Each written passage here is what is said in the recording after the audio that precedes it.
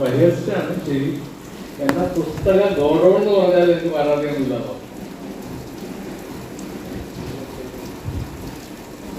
വലിയ വായനക്കാരനായിരുന്നു രാമകൃഷ്ണൻ. ചില അനുഭവങ്ങൾ മാത്രം പറയും. ബംഗാളിലെ ഒരു നോവലായി, ബംഗാളി ഭാഷയിൽ എഴുതപ്പെടുകയും ഇംഗ്ലീഷും മലയാളത്തിലും ആരുടെ നോവൽ. ആ നോവൽ വായിച്ചപ്പോ കുറെ വർഷം മുമ്പ്,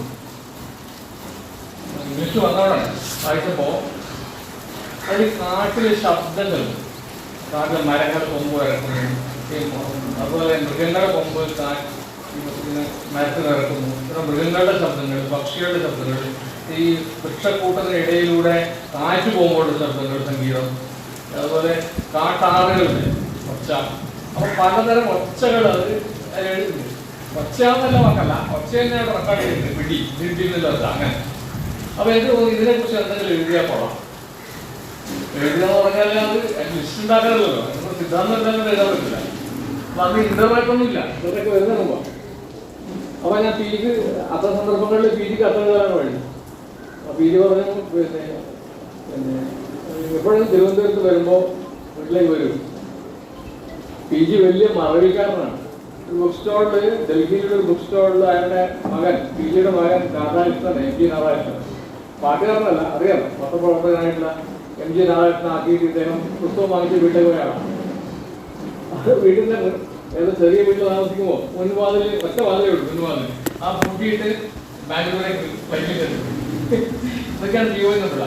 പക്ഷെ വായിച്ച കാര്യങ്ങൾ നടക്കില്ല. എന്നിട്ട് പിന്നെ ഞാൻ ഇയാവശ്യമല്ല മറ്റെന്തോ കാര്യത്തിന് തിരുവനന്തപുരത്ത് പോയപ്പോൾ അന്ന് ഫോൺ, ഈ മൊബൈൽ ഫോണൊന്നും ഇല്ലാന്ന് പറഞ്ഞല്ലോ. പി ജിയുടെ വീട്ടിലേക്ക് പോയി, ബാക്കിയൊക്കെ അദ്ദേഹമായിട്ട് ഉണ്ടായിരുന്നു. ഈ കത്തെഴുതിയ കാര്യമൊക്കെ സ്വാഭാവികമായിട്ട് അദ്ദേഹം മാറുന്നു. അപ്പോൾ പ്രത്യേകിച്ച് എന്തെങ്കിലും കാര്യത്തിലാണ് വന്നതെന്ന് കുറച്ച് സമയത്ത് ചോദിച്ചപ്പോൾ ഞാൻ ഈ വിഷയം പറയും. ഞാൻ അതിനെപ്പറ്റി നമ്മൾ പ്രസംഗിക്കാം. ഏതാണ്ട് 1.5 മണിക്കൂർ നേരം ഈ വിചിത്ര വിഷയത്തെ പറ്റി സംസാരിക്കുന്നുണ്ടായി. ഈ മൃഗങ്ങളുണ്ടാക്കുന്ന ശബ്ദങ്ങളൊക്കെ. അന്നാണ് ഞാൻ സൂ സീമിയോട്ടിക്സ് എന്നുള്ള വാക്ക് കേൾക്കുന്നത്.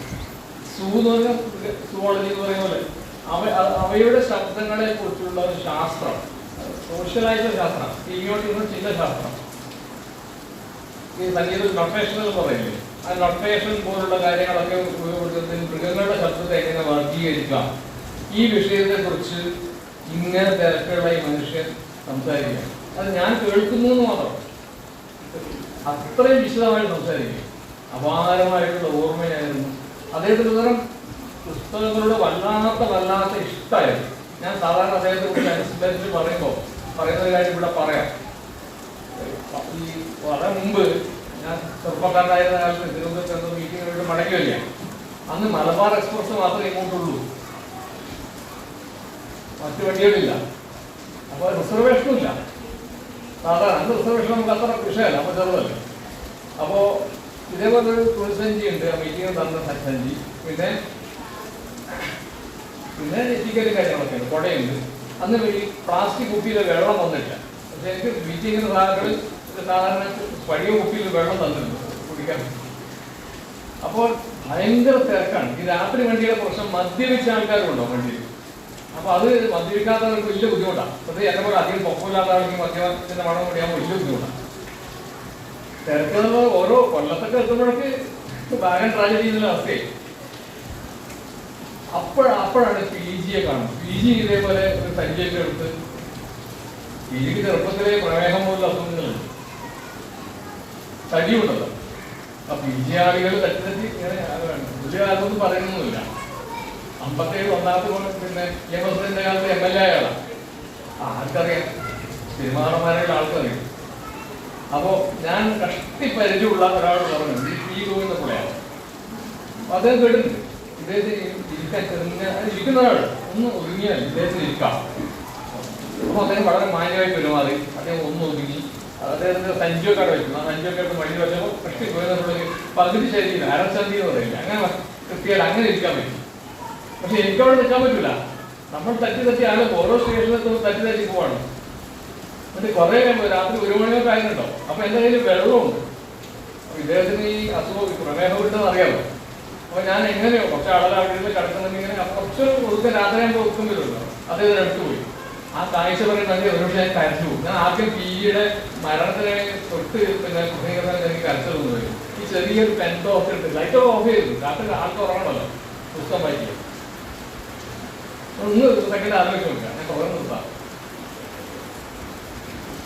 ഈ മനുഷ്യൻ ഒരു പ്രത്യേക ആവശ്യത്തിനുമായിട്ട് ക്ലാസ് എടുക്കാനോ ലേഖനം എഴുതാനോ അല്ല, ഒരു വലിയ പുസ്തകം എനിക്ക് ഏത് പുസ്തകം അന്ന് ഓർമ്മയുണ്ടായിരുന്നു, ഇപ്പോൾ ഓർമ്മ വായിച്ചുകൊണ്ടിരിക്കും.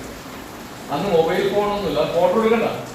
കേരളത്തിലെ വായനാ സംസ്കാരത്തിന്റെ മുഖത്ത് വെക്കേണ്ട വളരെ വിരുദ്ധ സൗന്ദര്യമുള്ള ഒരു ഫോട്ടോ ആണ്. ഫോട്ടോ എടുത്തില്ല, ഒന്നും സൗകര്യമില്ല.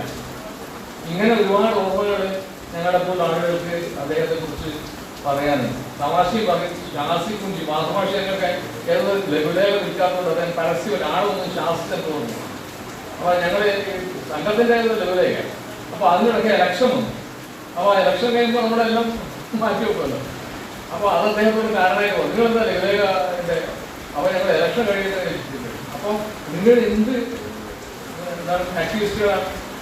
ഇലക്ഷൻ കഴിഞ്ഞിട്ടാണ് ഈ കാര്യങ്ങളൊക്കെ നിർവഹിക്കുന്നത്. ഇത് ഇലക്ഷൻ്റെ ഭാഗം തന്നെയല്ലേ പ്രവർത്തിച്ച് ആളുകൾക്ക് കാസർഗോഡ് ഗസ്റ്റ് ഹൗസ് നടന്നത്. ഇങ്ങനെ ഒരുപാട് ഓർമ്മകളുണ്ട്. ഞങ്ങൾ നിർത്തുന്നു.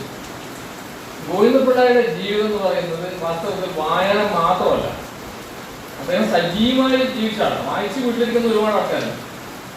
അങ്ങനെയല്ല, അദ്ദേഹം ഇടപെടുകയും വാദങ്ങൾ പിന്നെ കൊണ്ടുവരികയും സംവാദങ്ങളിൽ ഏർപ്പെടുകയും ആളുകളെ സഹായിക്കുകയും ആളുകൾ പ്രതിഷേധം സ്വീകരിക്കുകയും പ്രശംസ സ്വീകരിക്കുകയും പല കമ്മ്യൂണിസ്റ്റ് പാർട്ടി അപ്പോൾ ഒരുപാട് സംഘടനകൾ പ്രവർത്തിക്കുകയും കേരള സ്റ്റേറ്റ് ഫിലിം ഡെവലപ്മെന്റ് കോർപ്പറേഷന്റെ ചെയർമാനായി പുറപ്പെടുകയും അങ്ങനെ ഒരുപാട് EMS നയിച്ച സമയത്ത് അദ്ദേഹത്തിന്റെ സമ്പൂർണ്ണ കൃതികൾ 100 പുസ്തകങ്ങളായി ഇറക്കാൻ തീരുമാനിച്ചപ്പോൾ അതിന്റെ എഡിറ്ററായി സഞ്ചിക ഇറക്കാൻ തീരുമാനിച്ചപ്പോൾ ഗോവിന്ദപിള്ളയായിരുന്നു അതിൽ. അങ്ങനെ എപ്പോഴും പാർട്ടിയുടെ ശിക്ഷാനടപടിയനുസരിച്ച് സംസ്ഥാന കമ്മിറ്റി അദ്ദേഹത്തെ പുറത്താക്കി.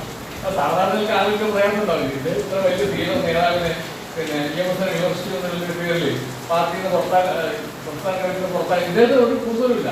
20 സഞ്ചി തൂക്കിയിട്ട് വീണ്ടും വിദ്യാഭ്യാസ ഏകദേശത്തിൽ പോയിട്ട് അദ്ദേഹം പണിയെടുക്കുകയാണ്. അദ്ദേഹത്തിന് ദൗത്യമുണ്ട്, മിഷൻ.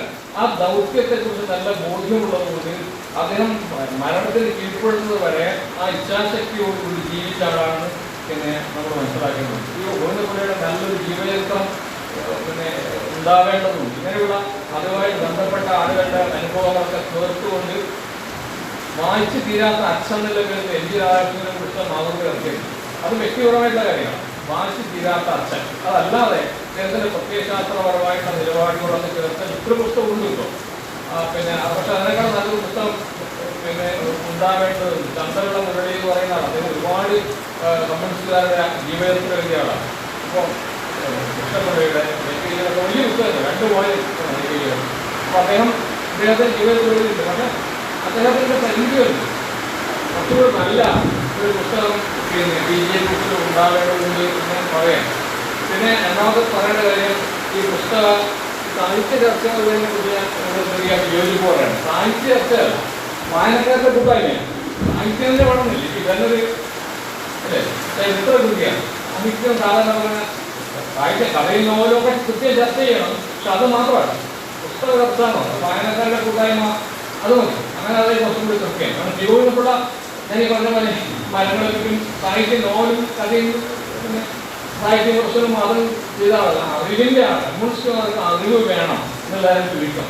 പുതിയ പുതിയ കാര്യങ്ങളെ കുറിച്ചുള്ള അറിവാണ് ഒരാളെ സമൂഹവുമായിട്ട് കാലവുമായിട്ട് ചരിത്രവുമായിട്ട് അടുപ്പിക്കുന്നത്. അതുകൊണ്ട് നമ്മുടെ ആക്ടിവിസത്തിന്റെ ഭാഗം തന്നെയാണ്, നമ്മുടെ പ്രായോഗിക പ്രവർത്തനത്തിന്റെ ഭാഗം തന്നെയാണ് വായനയും ചിന്തയും എന്ന് അദ്ദേഹം വിശ്വസിക്കുന്നതല്ല, അതനുസരിച്ച് ജീവിച്ച മനുഷ്യനാണ്. അത്രയും കാര്യങ്ങൾ ചെയ്തതാണ്. ഒരു സാഹിത്യം മാത്രമല്ല ഗോവിന്ദപിള്ളയുടെ പിന്നെ പ്രവർത്തന മേഖല മനസ്സിലാക്കിക്കൊണ്ട് നമുക്ക് ഈ ചർച്ചയുടെ ഊന്നൽ അങ്ങനെ ഉണ്ടാക്കാവുന്നതാണ്. ഔപചാരികമായിട്ട് സ്പെഷ്യൽ ഫോഴ്സ് ഏരിയ കമ്മിറ്റിയുടെ PG വായന കൂട്ടായ്മ ഉദ്ഘാടനം ചെയ്തതായിട്ട് അറിയിക്കുന്നു.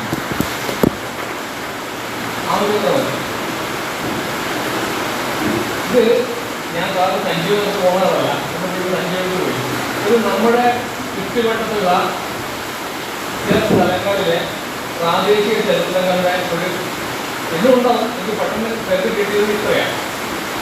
അക്കൂട്ടത്തിൽ വെക്കേണ്ട വെക്കാവുന്ന ഒരു പുസ്തകമാണ് എൻ്റെ ഗീതന്റെ കിളിക്കോടിന്റെ ചരിത്രവും വർത്തമാനവും എന്ന് ആമുഖമായി പറയുന്നു. പുസ്തകങ്ങൾ വലിപ്പം കുറച്ച് കുറവാണെന്നൊക്കെ ഉമേഷ് പറഞ്ഞു. അത് പ്രശ്നമില്ല, വലിപ്പമല്ല, ഒരുപാട് ജോലി ചെയ്യുകയും ഒരുപാട് കാര്യങ്ങൾ അടയാളപ്പെടുത്തുകയും ചെയ്ത ഒരു പുസ്തകമാണ് ഇത്. അതിൻ്റെ പ്രാധാന്യം ഇതിൻ്റെ അജാനൂരിൻ്റെ വെള്ളിക്കോത്തിൻ്റെ ഗ്രാമചരിത്രമാണ്, മറ്റൊരു രാവണീശ്വരത്തിൻ്റെ ഗ്രാമചരിത്രമാണ്, ഇത് ഉന്നൂർ ഗ്രാമചരിത്രമാണ്, ഇത് അരവഞ്ചാന്റെ ഗ്രാമചരിത്രമാണ്, ഇത് മടിക്കൈ ഗ്രാമചരിത്രം. ഇത്രയും സർട്ടിഫിക്കറ്റ് കേരളത്തിൽ നമ്മുടെ ഇതിൽ പുറത്തുള്ള പുസ്തകങ്ങളുണ്ട്, അപ്പോൾ പെട്ടെന്ന് അന്വേഷിച്ച് കിട്ടില്ല. അപ്പോൾ സമീപകാലത്ത് ഉണ്ടായിട്ടുള്ള ഒരു രാഷ്ട്രീയ പ്രവർത്തനമാണ് ഗ്രാമചരിത്രം. ഗ്രാമപണ്ടയുണ്ട്, പക്ഷെ ഗ്രാമചരിത്രം വേണമെന്ന് തോന്നുന്നത് മറ്റൊരു അന്തരീക്ഷത്തിലാണ്. ഒറ്റവാക്കിൽ പറഞ്ഞാൽ ആഗോളവൽക്കരണത്തിനുള്ള പ്രതികരണമായിട്ടാണ്. ആഗോളവൽക്കരണത്തിന് സാംസ്കാരിക അജണ്ട എന്ന് പറഞ്ഞാൽ ലോകത്ത് ഒരേ ടേസ്റ്റ് മതി. ഇപ്പോൾ കെൻഡിക്കി ഫ്രൈഡ് ചിക്കൻ കിട്ടില്ലേ, KCF അല്ല KFC, അത് നമ്മുടെ കാലികളിലും കിട്ടും. അതിൻ്റെ പൊടി ഒന്ന് ഇവിടുന്ന് കുറവേണ്ടതാണ്. ചിക്കൻ ഇവിടുന്നതാണ് എനിക്ക് അറിഞ്ഞൂടാ, ഞാൻ വെജിറ്റേറിയൻ. അങ്ങനെ ചെയ്യുന്നു. ലോകത്തിൽ 100 കണക്കിന് 1000കണക്കിന് ചിക്കൻ സ്വാദുകളുണ്ട്. ആ സ്വാദുകൾക്ക് പകരം കെൻഡിക്കി എന്ന് പറയുന്ന അമേരിക്കയിലെ ഒരു സ്ഥലത്ത് രജിസ്റ്റർ ചെയ്ത ഒരു രുചി മാത്രം മതി തീരുമാനമാണ് കെൻഡിക്കി ഫ്രൈഡ് ചിക്കൻ. നമ്മുടെ ഈ തിരുക്കോട് ഗ്രാമത്തിൽ എത്ര ചിക്കൻ രീതികളുണ്ടോ? പാലൊഴിച്ചിട്ട് പശു പാലൊഴിച്ച് കൊടുക്കുന്ന ചിക്കൻ ഞാൻ വായിക്കുന്നു. പശു പാൽ ഉപ്പൊക്കെ ഇടുന്നത് എങ്ങനെയാണ് എൻ്റെ ടേസ്റ്റിനെ പറ്റി നിങ്ങൾ കഴിക്കുന്നവരാലോചന. അപ്പം പലതരത്തിലുണ്ട്. അപ്പോൾ കെൻഡിക്കി ഫ്രൈഡ് ചിക്കൻ മാത്രം മതി, ഒരു രുചി മാത്രം മതി. ലോകത്തിൽ ഞങ്ങൾ പറയുന്ന ഒരു ചരിത്രം മാത്രം മതി, ഞങ്ങളുടെ വിദ്യാഭ്യാസ രീതി മാത്രം മതി, ഞങ്ങളുടെ ഫാഷൻ മാത്രം മതി, ഞങ്ങളുടെ സംഗീതം മാത്രം മതി എന്നുള്ള തീരുമാനം. അതാണ് ഗ്ലോബലൈസേഷന്റെ, അതാണ് ആഗോളീകരണത്തിന്റെ സാംസ്കാരിക താല്പര്യം. പക്ഷേ നമ്മൾ വിശ്വസിക്കേണ്ടത് വൈവിധ്യത്തിലാണ്. പരമാവധി വാക്ക് നമ്മൾ ഉപയോഗിക്കുന്നത് അത് രാഷ്ട്രീയമായി പുറത്തു വന്ന വാക്കാണ്. ആ വാക്ക് മലയാളം സ്വീകരിച്ചിട്ടുണ്ടെങ്കിൽ അതിന്റെ കാരണം നമ്മുടെ ആവശ്യമായതുകൊണ്ടാണ്. പരമയിലുള്ള വിശ്വാസം. ഇപ്പോൾ മഴ പെയ്യുന്ന കാലം, നമ്മളിപ്പോൾ വീട്ടിലുള്ള കല്യാണം നമ്മൾ കടമെടുത്ത് നമ്മൾ പറമ്പൽ വൃത്തിയാക്കിയിട്ടുണ്ടാവും. മാർച്ച് മാസത്തിൽ ഇപ്പൊ മഴ പെയ്യും, ഒന്ന് പറമ്പിലേക്ക് നോക്കണം, നോക്കിയാൽ കാണുന്നതാണ് ഈ പരമ. കഴിഞ്ഞ മഴക്കാലത്ത് കാണാത്ത ചെടികൾ വരെ ഉണ്ടാവും. നമ്മൾ യാതൊരു ക്രമീകരണം ഉണ്ടാവില്ല. നമ്മുടെ പറമ്പിൽ ഉണ്ടാകുന്ന ചെടികളെ കുറിച്ച് ഒരു ക്രമീകരണവും സാധ്യമല്ല. കാറ്റിൽ പലരാതി ചെടികളുടെ വിത്തുകൾ വന്നവിടെ വീഴും. അപ്പൊ നമ്മൾ പ്രകൃതിയിൽ നിന്ന് പഠിക്കേണ്ട അടിസ്ഥാനപരമായ ഒരു യാഥാർത്ഥ്യം എന്ന് പറയുന്നത് പരമയാണ്, വൈവിധ്യമാണ്. അതിനെതിരെ ആ കമ്മ്യൂണിസ്റ്റ് പാർട്ടി പറഞ്ഞാൽ നമ്മുടെ പറയാം. പരമ എന്ന് പറയുന്ന ആശയമില്ല, വൈവിധ്യം എന്നുള്ള ആശയമില്ല എന്ന് പറഞ്ഞാൽ അത് ഏറ്റവും ഒരു ചരിത്ര വിരുദ്ധതയാണ്. ഇപ്പൊ നമ്മൾ ഇവിടെ ഇരിക്കുന്നല്ലോ, നമ്മുടെ പിതാവത്തിൽ പോയിക്കൊണ്ടിടം ഞാൻ കൂടിയിട്ട് പിന്നെ ഏതോ മീറ്റിങ്ങിൽ പോയിട്ട് റെയിൽവേ സ്റ്റേഷനിൽ എത്തുമ്പോൾ കുറെ ആൾക്കാരെ എല്ലാം മലയാളികളായിരിക്കും. അവരുണ്ട് ഈ കേരളീയരെ നോക്കിയാൽ എല്ലാ ഭൂഘടനകളെയും കാണാം. ഇപ്പൊ ഞാൻ സ്റ്റേജിൽ ഇങ്ങോട്ട് നോക്കുമ്പോൾ പല ഭൂഘടനകളുടെ സൈസുകൾ നമ്മളെ കാണാം. കൃത്യമായിട്ട് എനിക്ക് വൈവിധ്യമില്ലാത്തതാണ്. ആന്ത്രപ്പോളജി നരവമില്ലാത്ത എന്റെ വിഷയമല്ലാന്ന് എനിക്ക് പറയാൻ പറ്റില്ല. കാരണം കേരളത്തിൽ വലിയ കടത്തിയിരുന്നു. മറ്റൊരുപാട് നാട്ടുകാർ ഇവിടെ കത്തിലൂടെ വന്നിട്ടുണ്ട്. അവരുടെ ആണുങ്ങളാവുന്നില്ല, സ്ത്രീകൾ വന്നില്ല, ആണുങ്ങളാവും, അവരുടെ വന്നില്ല.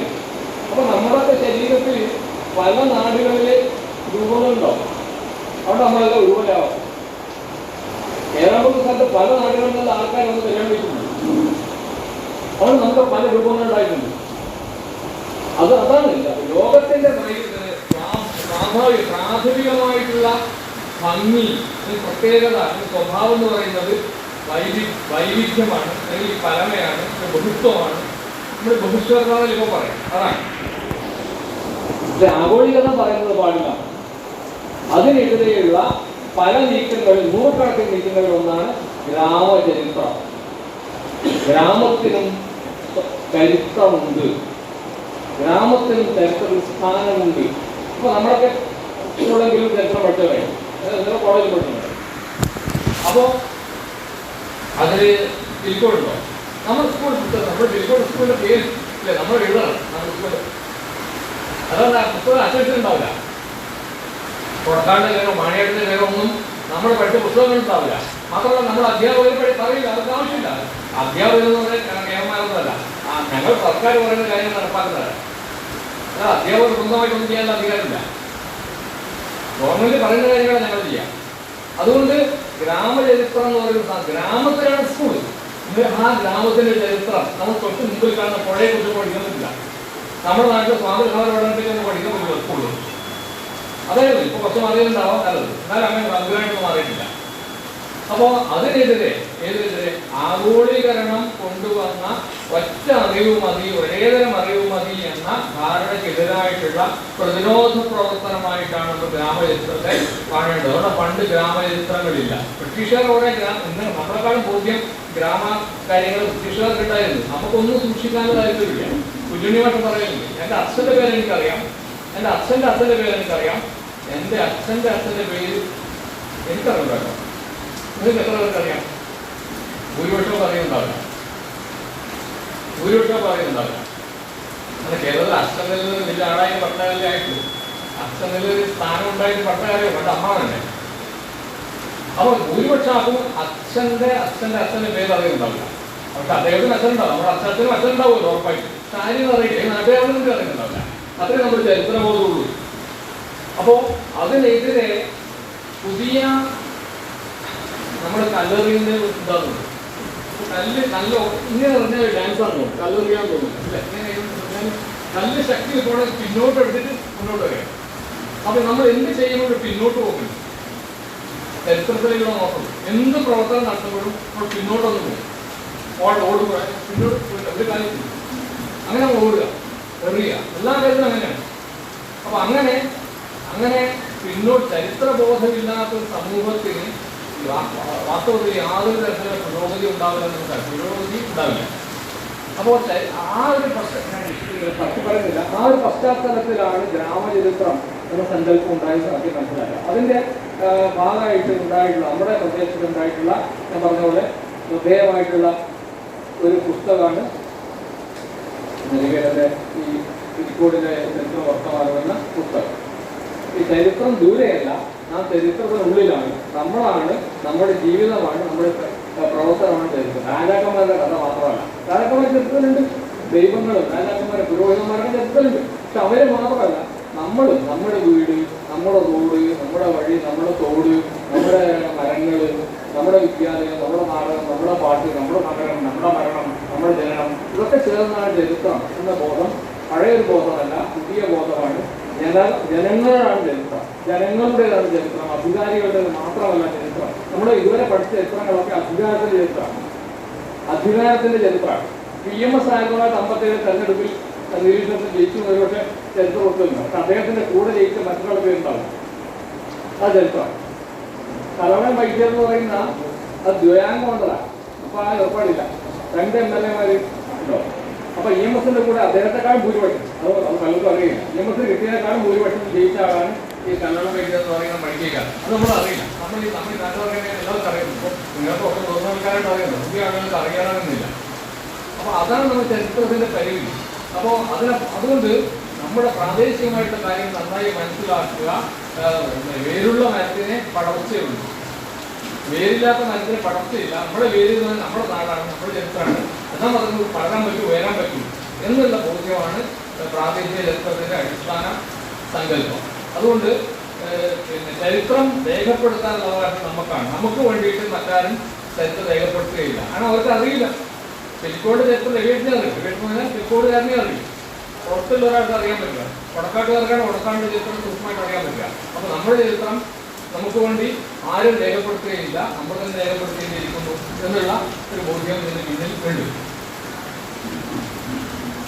അതുപോലെ മഹാദേശ ചരിത്രം, ഇന്ത്യ പോലുള്ള വലിയ രാജ്യം, കേരളം പോലുള്ള ഒരുപാട് ജനങ്ങൾ താമസിക്കുന്ന ഒരു സ്ഥലം, ആ മഹാദേശ ചരിത്രത്തിൽ ഗ്രാമചരിത്രം മുങ്ങിപ്പോവാൻ പാടില്ല. ജനാധിപത്യം എല്ലാവർക്കും അവകാശമുണ്ടല്ലോ. അപ്പോൾ മഹാദേശ ചരിത്രത്തിൽ മുങ്ങിപ്പോകാൻ പാടില്ലാത്ത ഒന്നാണ് ഗ്രാമചരിത്രം. NS മാധവന്റെ ഒരു കഥയുണ്ട്, കുറെ മുമ്പേ വന്ന കഥയാണ്. മുംബൈ എന്ന കഥയുടെ പേര്. മുംബൈ ശ്രദ്ധേയമായിട്ടുള്ള കഥയാണ്. മാധവൻ വേണ്ടത്ര വായിക്കപ്പെടാത്ത എഴുത്തുകാരനാണ്. ഈ പ്രേമമൊന്നും മാധവന്റെ കഥയിലില്ല, അതുകൊണ്ട് ആളുകൾ ഇങ്ങനെ വായിക്കാത്ത വന്നത്. അപ്പോൾ NS മാധവന്റെ കഥ, മുംബൈ എന്ന് പറയുന്ന കഥയിൽ ഒരാൾക്ക് ഒരു വലിയ സർട്ടിഫിക്കറ്റ് വേണം. അയാളുടെ പേര് അസീസ് എന്നാണ്. ആ അസീസ് മലപ്പുറം ജില്ലക്കാരനാണ്. മലപ്പുറത്ത് കോട്ടക്കലിനടുത്ത് ഒരു സ്ഥലമുണ്ട്, പാങ്ങ്. നമ്മളത് പാങ്ങുണ്ടെന്ന് പറയില്ല, അതേ പാങ്ങല്ല, സ്ഥലത്തിൻ്റെ പേരാ പാങ്ങ്. ആ സ്ഥലത്ത് താമസിക്കുന്നതാണ് അസീസ്. അപ്പോൾ പിന്നെ KPSC എഴുതയുടെ ഭാവമുള്ള അങ്ങനെയാണ് കഥയിലുള്ളത് എൻ്റെ ഓർമ്മ. ഒരു വലിയ ഓഫീസറുണ്ട് അവിടെ ബോംബെയിൽ. അവരടുത്ത് പോയിട്ട് ഞാൻ ആവശ്യപ്പെട്ടു, ഞാൻ ഈ സർട്ടിഫിക്കറ്റ് വേണമെന്ന് പറഞ്ഞത്. അപ്പോൾ ഇയാൾ പിന്നെ നിങ്ങൾ എവിടെയാണെന്ന് ജനിച്ചത്? കേരളത്തിലാണ്. കേരളം എന്ന് പറഞ്ഞാൽ ഈ പേര് കേട്ടിട്ടുണ്ട്, ബോംബെ ഓഫീസർ കേട്ടിട്ടുണ്ട്. കേരളത്തിലെവിടെ? മലപ്പുറം കേട്ടില്ല. മലപ്പുറം ഇന്ത്യ കേരളത്തിൻ്റെ മാപ്പിൽ എത്തുന്നുണ്ട്. പക്ഷെ പാങ്ങ് എന്ന് പറഞ്ഞാൽ നമ്മുടെ ചെറിയൊരു സ്ഥലം, നമ്മുടെ പിന്നെ വീട് എന്നുള്ളത് കേരളത്തിൽ മാപ്പിൽ ഉണ്ടാവില്ല. അങ്ങനെ ചെറിയൊരു സ്ഥലമാണ് പാങ്ങ്. അപ്പോൾ മാപ്പ് ഇട്ടിട്ടുണ്ട്, ഇതിൽ പാങ്ങ് വെച്ചാൽ പാങ്ങ്. ഞാൻ അത് മുഴുവൻ പറയുന്നില്ല. ഇയാൾ അവസാനം നല്ല ശ്രമത്തിൽ പരാജയപ്പെട്ട് ഭയന്ന് അമ്മയുടെ ഗർഭപാത്രത്തിലേക്ക് കണ്ട പോലെ കട്ടിലിൻ്റെ അടിയിൽ പതിനൊന്നാണ്. അസീസാണ്. അല്ലേ? ആലോചിച്ചു, ഹിന്ദുത്വ രാഷ്ട്രീയം സജീവമാകുന്ന ഘട്ടത്തിലാണ്. 10-20 കൊല്ലം മുമ്പാണ് ആ കഥ വരുന്നത്. പക്ഷെ ഇന്ന് ഗൂഗിൾ മാപ്പ് വന്ന കാലത്ത് അത് വിഷയമല്ല, അത് പ്രത്യേകിച്ച് ഓർമ്മിക്കാറുണ്ട്. ഗൂഗിൾ മാപ്പ് വന്ന കാലത്ത് എല്ലാ നമ്മുടെ കാലിയാല ഗൂഗിൾ മാപ്പ് ഇല്ലേ, നമ്മുടെ കപ്പൂസോ നമ്മുടെ പശുവിന്റെ തുളുത്തൊക്കെ നമുക്ക് മാർക്ക് ചെയ്യാൻ സൗകര്യം ഇന്നുണ്ട്. പക്ഷെ അന്ന് സാധ്യമല്ല അത്. അതുകൊണ്ട് പിന്നെ ആണ് ആ കഥ. ഇന്ന് കുറച്ച് ആ കഥക്കൊരു കാലപ്പഴക്കം വന്നിട്ടുണ്ടെന്ന് ഉറപ്പായിട്ടും പറയാം. പക്ഷെ ഈ പാങ്ങ് പോലുള്ള ഒരു ചെറിയ സ്ഥലത്തിന്, വീതുകുന്ന് പോലുള്ള ഒരു ചെറിയ കുന്നിന്, ഹിമാലയത്തിന് മാത്രമല്ല അല്ലെങ്കിൽ സഖ്യപർവ്വതത്തിന് മാത്രമല്ല, വീതുകുന്ന് പോലുള്ള ഒരു ചെറിയ കുന്നിനും ചരിത്രത്തിൽ ഭൂമിശാസ്ത്രത്തിൽ സ്ഥാനമുണ്ട് എന്ന പുതിയ തിരിച്ചറിവാണ് വാസ്തവത്തിൽ ഗ്രാമചരിത്രത്തിന്റെ അടിസ്ഥാനം എന്ന് പറയാം. അപ്പോൾ അതൊന്ന്. മറ്റൊന്ന്, ദേശചരിത്രം മിക്കവാറും അധികാര ചരിത്രമാണ്. പറഞ്ഞല്ലോ, വിശദീകരിക്കുന്നില്ല. ആരാക്കന്മാരുടെ മന്ത്രിമാരുടെ ചരിത്രം സാധാരണക്കാരായി ഉണ്ടാവുകയില്ല. ഈ തിരുവോഴിന്റെ കൂടെ പറഞ്ഞിട്ടുണ്ട്, ഈ മാർജിനൊക്കെ വിടല്ലേ വെള്ളം നമ്മുടെ പേരിലാണ്. ചരിത്രം ഞങ്ങളുടെ ക്ലാസ്സൊക്കെ പറയാം, ടാസ്ക് നമ്മുടെ പേര് ആളെ പറ്റും, നമ്മുടെ പേര് ഏഴ് ചരിത്രത്തിലും ഉണ്ടാവില്ല. അപ്പൊ അതിനുവേണ്ടി ആ വെള്ള മാർജിൻ അദ്ദേഹം പറഞ്ഞ് ഓർമ്മിക്കുന്നു. അപ്പോൾ ദേശചരിത്രത്തിൽ അധികാര ചരിത്രമാണ്. അതുകൊണ്ട് സാധാരണക്കാരായ മനുഷ്യരുണ്ടാവില്ല. സാംസ്കാരിക ചരിത്രം ഉണ്ടാവില്ല. നാടകത്തെ കുറിച്ചും ആരൊക്കെയാണ് കേരളത്തിലെ പാട്ടുകാരെന്ന് വെച്ചാൽ 2-3 പേരാകെ പറയാൻ പറ്റും. കേരളത്തിൽ ലക്ഷക്കണക്കിന് പാട്ടുകാർ പണ്ടുകൂടി ചരിത്രത്തിലുണ്ടാവില്ല. ഒരു സ്വാതി ഇരുന്നാളിന്റെ പേരുണ്ടാവും, ഒരു ഇരേമൻ തമ്മിന്റെ പേരുണ്ടാവും, അല്ലെങ്കിൽ യേശുദാസിന്റെ പേരുണ്ട്, ജയന്തന്റെ പേരുണ്ടാവും, ക്രിസ്ത്യാനിയോ, അങ്ങനെ കുറച്ചാൾ പേരേ ഉണ്ടാവും. നമ്മുടെ തിരിക്കോട്ടെ ഒരാളുടെ പേര് ഉണ്ടാവണം എന്നില്ല. അപ്പോൾ ആ നിലയ്ക്ക് സാധാരണക്കാരെ ഉണ്ടാവില്ല, സാംസ്കാരികരൊക്കെ ഉണ്ടാവില്ല. അത് ചുരുക്കി പറഞ്ഞാൽ ദേശചരിത്രത്തിന് പരിഗണിക്കാനാവാത്ത പല വിഷയങ്ങൾ ഗ്രാമചരിത്രത്തിൽ ഉണ്ടാവും. പ്രത്യേകിച്ച വാക്യം, ദേശചരിത്രത്തിന് പരിഗണിക്കാനാവാത്ത ഒരുപാട് വിഷയങ്ങൾ ഗ്രാമചരിത്രത്തിൽ ഉണ്ടാവുമെന്ന് നമ്മൾ പ്രാഥമികമായിട്ട് മനസ്സിലാക്കുന്നതിന് ബുദ്ധിമുട്ട് എളുപ്പത്തിൽ മനസ്സിലാവുന്ന സാധനമാണ്. ഒരു ലിസ്റ്റ് ചെയ്യാൻ വായിക്കാം.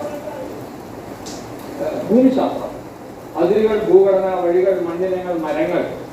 ഈ മരങ്ങൾക്ക് ചരിത്രമുണ്ട്. ഇപ്പോൾ ആ മഞ്ഞ കൊന്ന കൊത്തിക്കളെ തീരുമാനിക്കും ഇല്ലേ? എന്താ ചെമ്പ കൊത്തിക്കളെ തീരുമാനിക്കുന്നത് അല്ലേ? നമ്മുടെ നാട്ടിലോട് പണ്ടുകൊണ്ടേ ഇങ്ങനത്തെ ജാതി എന്നുള്ള കൊത്തിക്കളെ തീരുമാനിക്കും. ഇത് ഒരു വരവുമാരാണ്, എക്സോട്ടിക് ട്രീ എന്ന് പറയുന്നത്. പുറത്തുനിന്ന് വന്നു ഇൻവേസീവ്, ആ 2 വാക്കാണ് പുറത്തുള്ളത്. എക്സോട്ടിക് എന്ന് പറഞ്ഞാൽ പുറത്തുനിന്ന് വന്നു, ഇൻവേസീവ് എന്ന് പറഞ്ഞാൽ കടന്നു കയറിയാ മരാണ്. അതുകൊണ്ട് ആ കാണാൻ നല്ല ഭംഗിയല്ല. കൊത്തിക്കളെ ഗവൺമെന്റ് ഇപ്പോൾ പണ്ട് നടാനൊക്കെ പൈസ തീരുമാനിച്ചു, അതിനേക്കാൾ പൈസ ഇപ്പോൾ വീട് കൊത്തിക്കളയാം. അതാണ് ധാരാളം മരങ്ങൾ. അപ്പൊ മരങ്ങൾക്ക് ചരിത്രമുണ്ട്. ഇപ്പൊ ശീമക്കൊന്ന അല്ലേ, ഞങ്ങൾ എന്റെ പ്രായം പ്രായമുള്ള അറിയാം, പണ്ട് വണ്ടിയില്ല. വാരൊക്കെ ഉണ്ടായിരുന്നു. എന്റെ ഓർമ്മ ശരിയാണ്. M.N. ഗോവിന്ദൻ കൃഷിമന്ത്രിയായിരുന്ന കാലത്ത് 67 കാലത്താണ് നമ്മളെ ശീമക്കൊന്ന വന്നത്. കൃഷിയാർക്ക് വിത്തൊക്കെ കൊടുക്കുന്നത്. നമ്മുടെ പ്രദേശത്തെ ഏറ്റവും വലിയ ശീമക്കൊന്ന കണ്ണൂർ മുനിസിപ്പൽ സ്കൂൾ മുമ്പിലാണ്. വലിയ ശിവൻ തോന്നുക, അത്രയ്ക്ക് വലിയ ആ സ്കൂൾ കെട്ടിടങ്ങൾ വയറ്റിൽ പഴിച്ച് അത്ര വലിയ ശിവം തന്നെ കണ്ടില്ല. അപ്പോൾ ശിവക്കൊന്ന് വന്നത് ഞങ്ങൾക്കൊക്കെ അറിയാം, ഏതാണ്ട് കൃത്യമായിട്ട് അറിയാം. കണ്ടുകൊണ്ടേ ഇല്ല. അതിന് നല്ല രാഷ്ട്രീയമുണ്ട്. അതിന്റെ വരവിന്റെ പിന്നിൽ കൃഷി മെച്ചപ്പെടുത്തുക, നല്ല തോലാവല്ലോ കണ്ടത് കൊണ്ട് അത്. അപ്പോൾ അങ്ങനെ മരങ്ങളുടെ ചരിത്രവും, ചെടികൾ, കാവുകൾ, വയലുകൾ, തോടുകൾ, റോഡുകൾ. ഇപ്പോൾ തങ്കപ്പൻ നായർ എന്ന് പറയുന്ന കഴിഞ്ഞ 2 ആഴ്ച മുമ്പേ മരിച്ചു. കൽക്കട്ടയുടെ ചരിത്രം എനിക്ക് നേരത്തെ അറിയുന്ന ആളാണ്. പിന്നെ അദ്ദേഹത്തെ കുറിച്ച് സാഹചര്യങ്ങളെ കുറിച്ച് തീരുമാനിച്ചു. അദ്ദേഹം ജീവചരിത്രമാണ്. അപ്പോൾ തങ്കപ്പൻ നായരെയോട് സംസാരിച്ചിട്ടുണ്ട്. അപ്പോൾ അദ്ദേഹത്തിന്റെ പ്രധാനപ്പെട്ട പുസ്തകം എന്താണെന്ന് പറയുമോ? കൽക്കട്ടയിലെ സ്ട്രീറ്റുകളെ പറ്റി. പുള്ളി ദീർഘകാലം കൽക്കട്ടയിൽ ജീവിച്ച ആളാണ്. ചെറിയ ടൈപ്പിസ്റ്റായിട്ട് പോയതാണ്. ഈ ചരിത്രത്തോടുള്ള കമ്പം കൊണ്ട് പണി മതിയാക്കിയിട്ട് ചരിത്രത്തെ പറയും. എങ്ങനെ അദ്ദേഹം ജീവിച്ചത് അറിഞ്ഞോളൂ. അല്ല ഭാര്യകളെ തൃശ്ശൂർ എങ്ങനെ ജീവിച്ചതെന്ന് അറിഞ്ഞോ? കുറെ പുസ്തകങ്ങളുണ്ട്. ഈ KR വീരയുടെ പുസ്തകം ആരാഷ്ട്ര, അതിൻ്റെയൊക്കെ സഹായിച്ചതും ഉപയോഗിച്ച പുസ്തകമാണ് അദ്ദേഹത്തിന്റെ കൽക്കട്ട പുസ്തകങ്ങൾ. അപ്പോൾ അങ്ങനെ റോഡുകൾ ചരിത്രം, റോഡുകൾ പ്രധാനപ്പെട്ട, റോഡ് വഴി നടക്കാനുള്ള അവകാശം മാത്രമല്ല, റോഡുകളുടെ നിർമ്മാണം തന്നെ എല്ലാ നാട്ടിലും പ്രധാനപ്പെട്ട കാര്യം. വഴികളുടെ നിർമ്മാണം, അത് ഭൂഘടനയ്ക്ക് വരുന്ന മാറ്റം. ഈ JCB വന്നിട്ട് ഭൂഘടനയ്ക്ക് വലിയ മാറ്റം വരുന്നുണ്ട്. അത് പിന്നെ സ്ഥലനാമങ്ങൾ വളരെ പ്രധാനമാണ്. സ്ഥലനാമങ്ങൾ വളരെ പ്രധാനമാണ്. വയലുകളുടെയും പറമ്പുകളുടെയും പേരാണ്. വലിയ സ്ഥലം കാലികട പോലെ വലിയ പേരുകൾ മാത്രമല്ല, ചെറിയൊരു സ്ഥലത്തിന്റെ പേര് പ്രധാനമാണ്.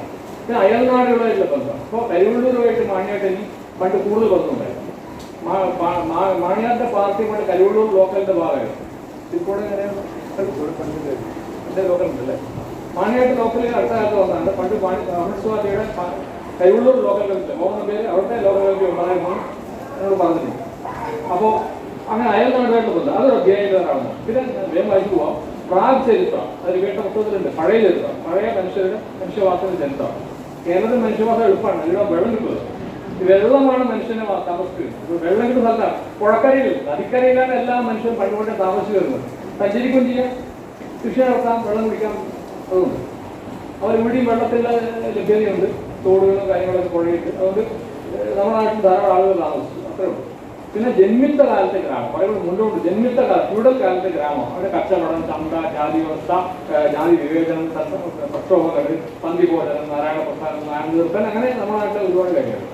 അത് കുടിയേറ്റം, മറ്റ് ആൾക്കാർ വന്നുകൊണ്ടിരിക്കും. കേരളത്തിലേക്ക് സഞ്ചാരം ഉള്ളതുകൊണ്ട് ഒരുപാട് ആൾക്കാർ വന്നുകൊണ്ടിരിക്കും. ആ കുടിയേറ്റത്തിന്റെ കഥ മലയാളം കൂടെയുള്ള ഭാഷകൾ ഇവിടെ ഈ പിന്നെ നമ്മുടെ നാട്ടിൽ റവന്യൂ രേഖകളൊക്കെ അടുത്ത കാലത്തന്നെ പിന്നെ കന്നഡ ഭാഷയിലായിരുന്നു.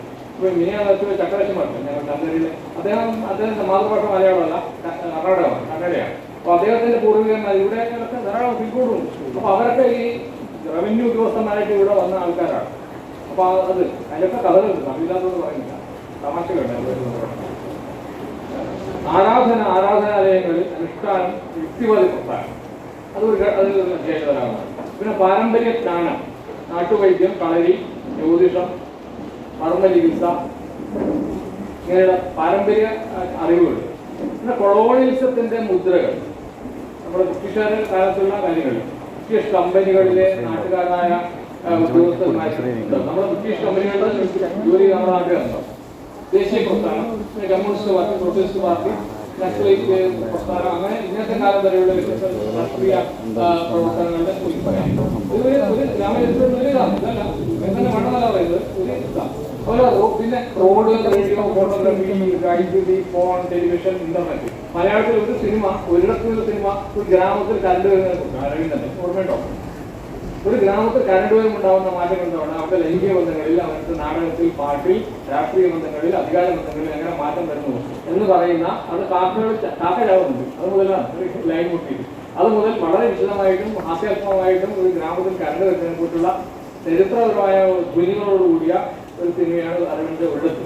ഓർമ്മിക്കുക, അതെല്ലാം വെറും തമാശ സംഗതിയല്ല. അതുപോലെ കലാരംഗം, ആളുകളുടെ വ്യത്യസ്തമായ ആവിഷ്കാരമാണ് കല. അവരുടെ നാടക, സംഗീതം, ചിത്രകല, സാഹിത്യം, അക്ഷരശ്ലോകം, പൂരക്കളി, മുട്ടുക്കോലുകൾ, അങ്ങനെ ധാരാളം കലാരൂപങ്ങൾ. പിന്നെ കലാസമിതികൾ, വാട്സപ്പ് സംഗീത ഗ്രൂപ്പുകൾ, അങ്ങനെ അത് കലയുടെ രംഗം. പിന്നെ വായനശാലകൾ, പിന്നെ വീട് നോക്കിയ ചരിത്രം മനസ്സിലാക്കാം.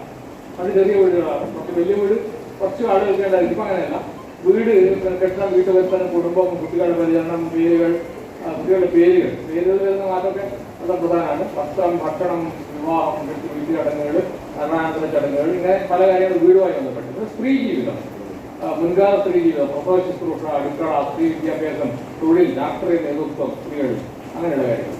പിന്നെ പ്രഭാതം, പഴയ രാവിലെ വളരെ പ്രധാനം. പഴയ രാവിലെ എങ്ങനെയായിരുന്നു? ഒരു 50 വയസ്സെങ്കിലും കടന്നതെന്ന് ആലോചിച്ചില്ല. പണ്ടത്തെ രാവിലെ എങ്ങനെയായിരുന്നു, ഇപ്പോഴത്തെ നമ്മുടെ രാവിലെ എങ്ങനെയാണ്? അങ്ങനത്തെ ശബ്ദങ്ങൾ, ഉച്ചയുടെ പ്രത്യേകത. ഉച്ചയൊക്കെ പൊതുവെ ശാന്തതയായിരിക്കും പണ്ട്. ഇപ്പം അങ്ങനെയല്ല.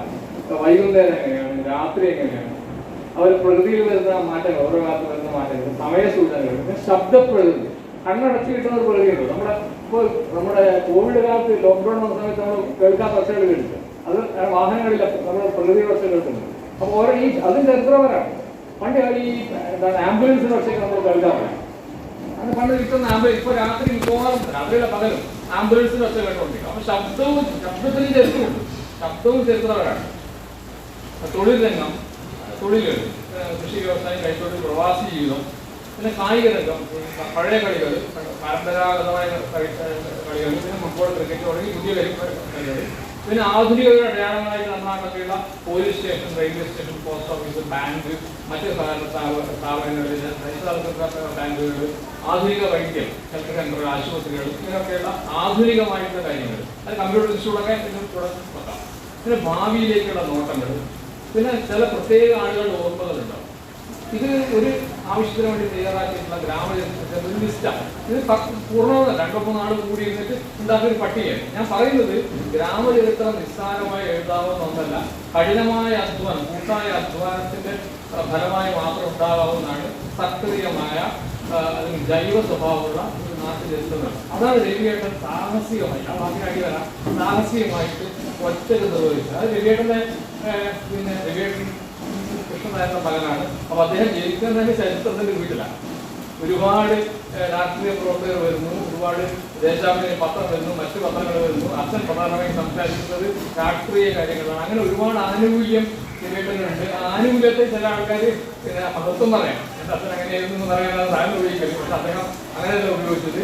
നമ്മുടെ നാടിന്റെ ചരിത്രത്തെ രേഖപ്പെടുത്താനുള്ള ക്ലേശകരമായ പ്രവർത്തനത്തിന് വേണ്ടിയാണ് ആ യുദ്ധന്തരീക്ഷത്തെ ഉപയോഗിച്ചതെന്നാണ് പിന്നെ പറയുന്നത്.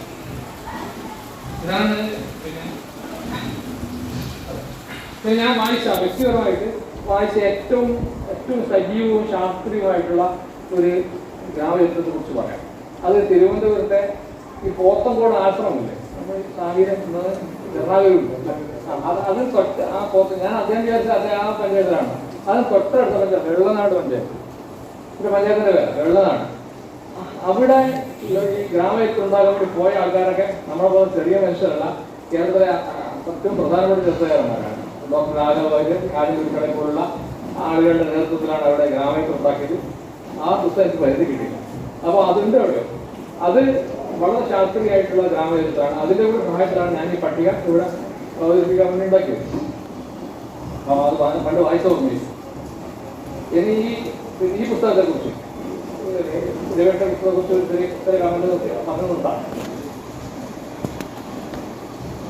തെളിച്ചമുള്ള ഭാഷയിൽ ആവുന്നത്ര വിവരണങ്ങൾ നൽകിക്കൊണ്ടാണ് ഈ പുസ്തകം. അത് വളരെ പ്രധാനമാണ്. തെളിച്ചമുള്ള ഭാഷ. എൻ്റെ പുസ്തകം കിട്ടിയത് എന്നോട് പറഞ്ഞില്ലേ, മാഷ പുസ്തകം കേട്ടാൽ മനസ്സിലാവുന്നു, മാഷ പുസ്തകം കേട്ടാൽ മനസ്സിലാവുന്നു. ഇത് കുറ്റാണ്. വളരെ സ്പീഡിൽ പറയാം, പുസ്തകം കേട്ടാൽ മനസ്സിലാവാതിരിക്കുക, എന്നാലും ഗംഭീരം തോന്നുക. ഇത് പുസ്തകത്തിന്റെ രീതി മാറിപ്പോയിരുന്നു. കേട്ടാൽ മനസ്സിലാവാൻ പാടില്ല. എനിക്ക് പുതിയ യുവ നേതാക്കന്മാരുടെ പുസ്തകം ഞാൻ അന്വേഷണമൊക്കെ പറയാറുണ്ട്. അന്വേഷണം കൊടുത്ത പുസ്തകം ഞാൻ കേട്ടില്ല. ഭയങ്കര സ്പീഡിൽ ഇങ്ങനെ പറയും. എന്താണ് ഇവർ പറയുന്നത്? കൃത്രിമമായ ആവേശം. അത് വിമർശിക്കപ്പെടേണ്ട വിഷയമാണ്. അതിവേഗത്തിൽ പറയുന്ന ഒരേപോലെ വലിയ വിഷയമാണ്. നമ്മുടെ ഏകൈ നിയമത്തിന് തുറന്ന് അത് കേട്ടിട്ടുണ്ട്. അതിന്റെ പ്രശ്നം അതിനൊക്കെ ഓഡിയോ ഉള്ള ആളുകൾ കേരളത്തിൽ ഇങ്ങനെ നിരാശരായി ജീവിക്കുന്നുണ്ട്.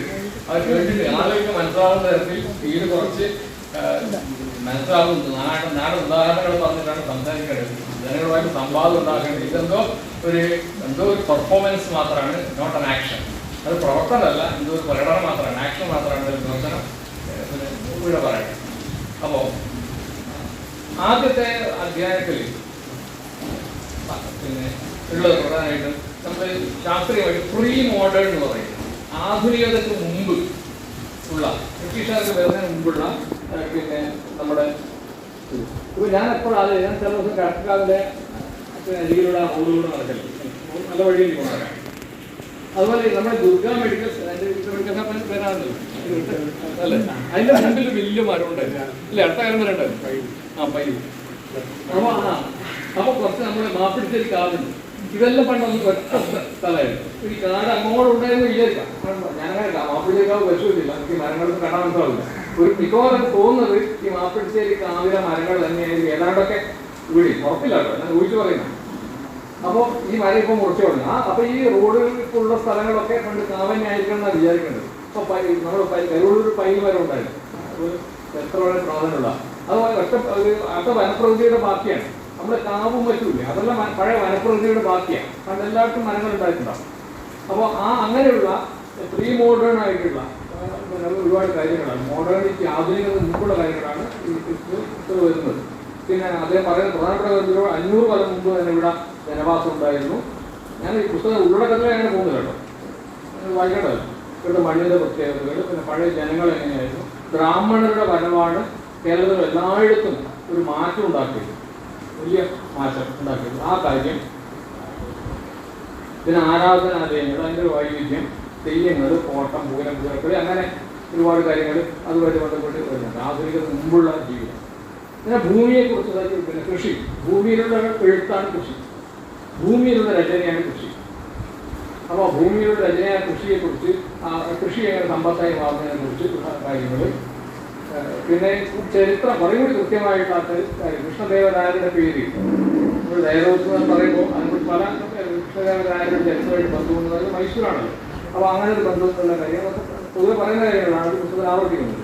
പിന്നെ ജന്മിത്വത്തിൻ്റെ പ്രതിസന്ധികൾ, ജന്മിത്വത്തിൻ്റെ ഒരു പ്രതിസന്ധി, ജന്മിത്വം പ്രതിസന്ധിയിലാവുന്നത് എങ്ങനെയാണ് ഈ വിഷയം. ഇത്രയാണ് ഈ പ്രീ മോഡേൺ എന്ന് പറയുന്ന ആധുനികതയ്ക്ക് മുമ്പുള്ള കാലത്തിന്റെ ഒരു വിവരണം. പിന്നീട് ആധുനികതയുടെ കാലം എന്ന് പറഞ്ഞാൽ വിവേകൻ പറയുന്നത് കൊല്ലം 1920. 1920 തൊട്ടുള്ള കാലത്ത് വരുന്ന കാര്യങ്ങൾ, കർഷക സംഘം പറ്റി ഉണ്ടാവുന്നു, സമരങ്ങൾ ഉണ്ടാവുന്നു. പ്രത്യക്ഷമായിട്ട് തന്നെ സമരങ്ങളിൽ ഏത് കമ്മ്യൂണിസ്റ്റാണ് കമ്മ്യൂണിസ്റ്റായെന്ന് വെച്ചാൽ പെട്ടെന്ന് ഏത് കമ്മ്യൂണിസ്റ്റായത് അദ്ദേഹത്തിന്റെ അച്ഛനുണ്ടായ ദുരന്തത്തിന്റെ ഓർമ്മയിൽ നിന്ന് കൂടിയാണ്. ഈ ഇവിടുത്തെ നീലമനയുടെ ഒരു കാര്യസ്ഥനോട് ഒരു തർക്കത്തിൽ ഏരിയയുടെ അച്ഛൻ ഏർപ്പെട്ടു. അതായത് ഈ അദ്ദേഹത്തിന്റെ ഒരു മരുമകളുടെ കുട്ടിയോട് കാര്യസ്ഥൻ മോശമായി പെരുമാറി.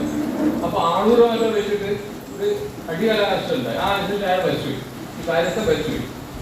എവിടെ അടികൊണ്ടിട്ടാണോ അങ്ങനെ അല്ല, ഇവിടെ അച്ഛൻ്റെ അടികൊണ്ടിട്ടാണോ എന്ന് അറിഞ്ഞൂടാ. ഏതായാലും എന്നിട്ട് കേസായി. ആ കേസ് രക്ഷപ്പെടാൻ വേണ്ടിയിട്ട് അദ്ദേഹം മൈസൂരെ കൂപ്പിച്ചു, വനപ്രകൃതിയിലേക്ക് പോയി. ഞാൻ ഇതിൽ വെറുതെ എഴുതിയിരുന്നില്ല. അദ്ദേഹത്തെ പിടികൂടിയ വളരെ നാഴികയായില്ല. അങ്ങനെ പിന്നെ കോടതിയിൽ കൊണ്ടുവന്നു. പിന്നെ അങ്ങനെ അദ്ദേഹത്തെ കാലാപ്പാനിലേക്ക് നാടുകൾ 1.5 വയസ്സ് ചെയ്യും. അമ്മക്ക് 20 വയസ്സായിട്ടില്ല. അപ്പൊ ഒരു കാര്യസ്ഥന്റെ ദുർനടപടിയെ ചോദ്യം ചെയ്തുകൊണ്ട് എനിക്ക് അച്ഛനെയും എൻ്റെ അമ്മക്ക് ഭർത്താവിനെയും വീട്ടിന്റെ ആശ്രയത്തെയും നഷ്ടപ്പെട്ടു. അങ്ങനെ ഒരാൾ കമ്മ്യൂണിസ്റ്റ് ആകുന്നതാണ് വളരെ ഉചിതം. അതാണ് എവിയുടെ കാര്യത്തിൽ സംഭവിച്ചത്. അതായത് അദ്ദേഹത്തിന് മറ്റ് സ്വാധീനങ്ങളുണ്ട്, കേരളം മാറുന്നതിനൊക്കെ രീതിയുണ്ട്. പക്ഷെ അടിസ്ഥാനപരമായിട്ടുള്ളത് പ്രേരണ എന്ന് പറയുന്നത് ചരിത്രപരമായിട്ട് ഇതാണ്. കുടുംബവും ചരിത്രത്തിനുള്ളിലാണ് ഓർമ്മിക്കാം. പലരുടെ വിചാരം ഞാൻ അല്ല, കുടുംബവും ചരിത്രത്തിനുള്ളിൽ തന്നെയാണ്, പുറത്തല്ല. പലർക്കും ആ വിചാരമില്ല. നമ്മുടെ തപ്പാൽ അഡ്രസ് നോക്കിയാൽ മതി അല്ലേ. കെ നാരായണൻ, പുളിമൂർച്ച പറമ്പിൽ, പോസ്റ്റ് കിരിക്കോട്, അങ്ങനെ അഡ്രസ്. അപ്പോൾ കെ നാരായണ ഒറ്റക്കല്ല, പുളിമൂർച്ച പറമ്പിലാണ്, പുളിമൂർച്ച പറമ്പ് ഒറ്റക്കല്ല, കിരിക്കോടാണ്, കിരിക്കോട് ഒറ്റക്കല്ല, കാസർഗോഡാണ്, കാസർഗോഡ് ഒറ്റക്കല്ല, അതോട് കേരളത്തിലാണ്, കേരളം ഒറ്റക്കല്ല, കേരളം ഇന്ത്യയിലുള്ളിലാണ്. അപ്പൊ അങ്ങനെ ഒരു ബോധം ഇമെയിലാകുമ്പോൾ ഉണ്ടാവും കേട്ടോ. കേരളമാണ് ജിമെയിലോട്ടുള്ളതാണ്. അത് വല്ലാത്ത പ്രശ്നമാണ്. നമ്മൾ ഒറ്റക്കല്ലാന്ന് കാണിക്കുന്ന ഒരു ആശയശില്പമാണ് നമ്മുടെ ഇത് തപാൽ വിലാസം. അത് നല്ലതല്ല, ഇമെയിൽ വല്ലാത്ത ചെയ്യാത്തത്. അപ്പൊ അങ്ങനെ വിചാരം ഉണ്ടാവും. അപ്പൊ ആധുനികത വരുന്നു, സർക്കാർ സംഘം ഉണ്ടാവുന്നു. പിന്നെ വളരെ വിശദമായിട്ടുള്ള പിന്നെ കാര്യങ്ങൾ അതിനെക്കുറിച്ച് പിന്നെ ഇവിടെ അവതരിപ്പിക്കുന്നുണ്ട്. പിന്നെ സ്വാതന്ത്ര്യ സമരം ഉണ്ടാവും, സ്വാതന്ത്ര്യം നേടുന്നതിന്റെ കാലം, സ്കൂളുകളുടെ രൂപീകരണം, ജാതിയുണ്ട്. പക്ഷെ തെയ്യത്തിന് ജാതിക്ക് പുറത്തുള്ള കലാപ്രവർത്തനങ്ങളുടെ ഭാഗമായിട്ട് വായനശാലകളും അതുപോലെ കലാസംഘങ്ങൾ ഉണ്ടാവുന്ന കാര്യം. പിന്നെ സമാന്തര വിദ്യാഭ്യാസ വായനശാലകൾ ഉണ്ടാവുന്നു. കായിക രംഗം വളരെ പ്രധാനമാണ്. എല്ലാ ജാതിപ്പെട്ടവരും മുട്ടും കളിക്കുമ്പോൾ കവി കളിക്കുമ്പോൾ ഫുട്ബോൾ ശരീരം മുട്ടില്ല. ആ മുട്ടൽ വളരെ പ്രധാനമാണ്. ജാതി ഇല്ലാതാണ് ഫുട്ബോൾ ഗ്രൗണ്ടിലെങ്കിലും കഴിയുന്നത്. അപ്പൊ അത് ഇങ്ങനെയുള്ള കാര്യങ്ങൾ. ഇതാണ് ഈ പുസ്തകത്തിന്റെ ഏകദേശം ഒരു ഘടന എന്ന് പറയാം. പിന്നീട് ചില പ്രധാനപ്പെട്ട വ്യക്തികളുടെ കുറച്ച് നീണ്ട ജീവചരിത്രങ്ങളുണ്ട്, ലഘുവായ ജീവചരിത്രങ്ങളും ഉണ്ട്. പക്ഷെ അതൊന്നും വ്യക്തിസ്തുതിയല്ല. ഞാൻ സ്തുതിച്ച് വായിച്ചിട്ടുണ്ട്. വ്യക്തികളെ സ്തുതിക്കുന്ന മട്ടിലുള്ള എഴുത്തുകളല്ലാതെ അവർ അത്ഭുതങ്ങൾ ചെയ്തൊന്നും പറയുന്നില്ല. അത് യഥാർത്ഥ പ്രവർത്തനം എന്താണെന്ന് പറയുന്ന വസ്തുനിഷ്ഠമായിട്ടുള്ള വിവരണമാണ് ഇത്.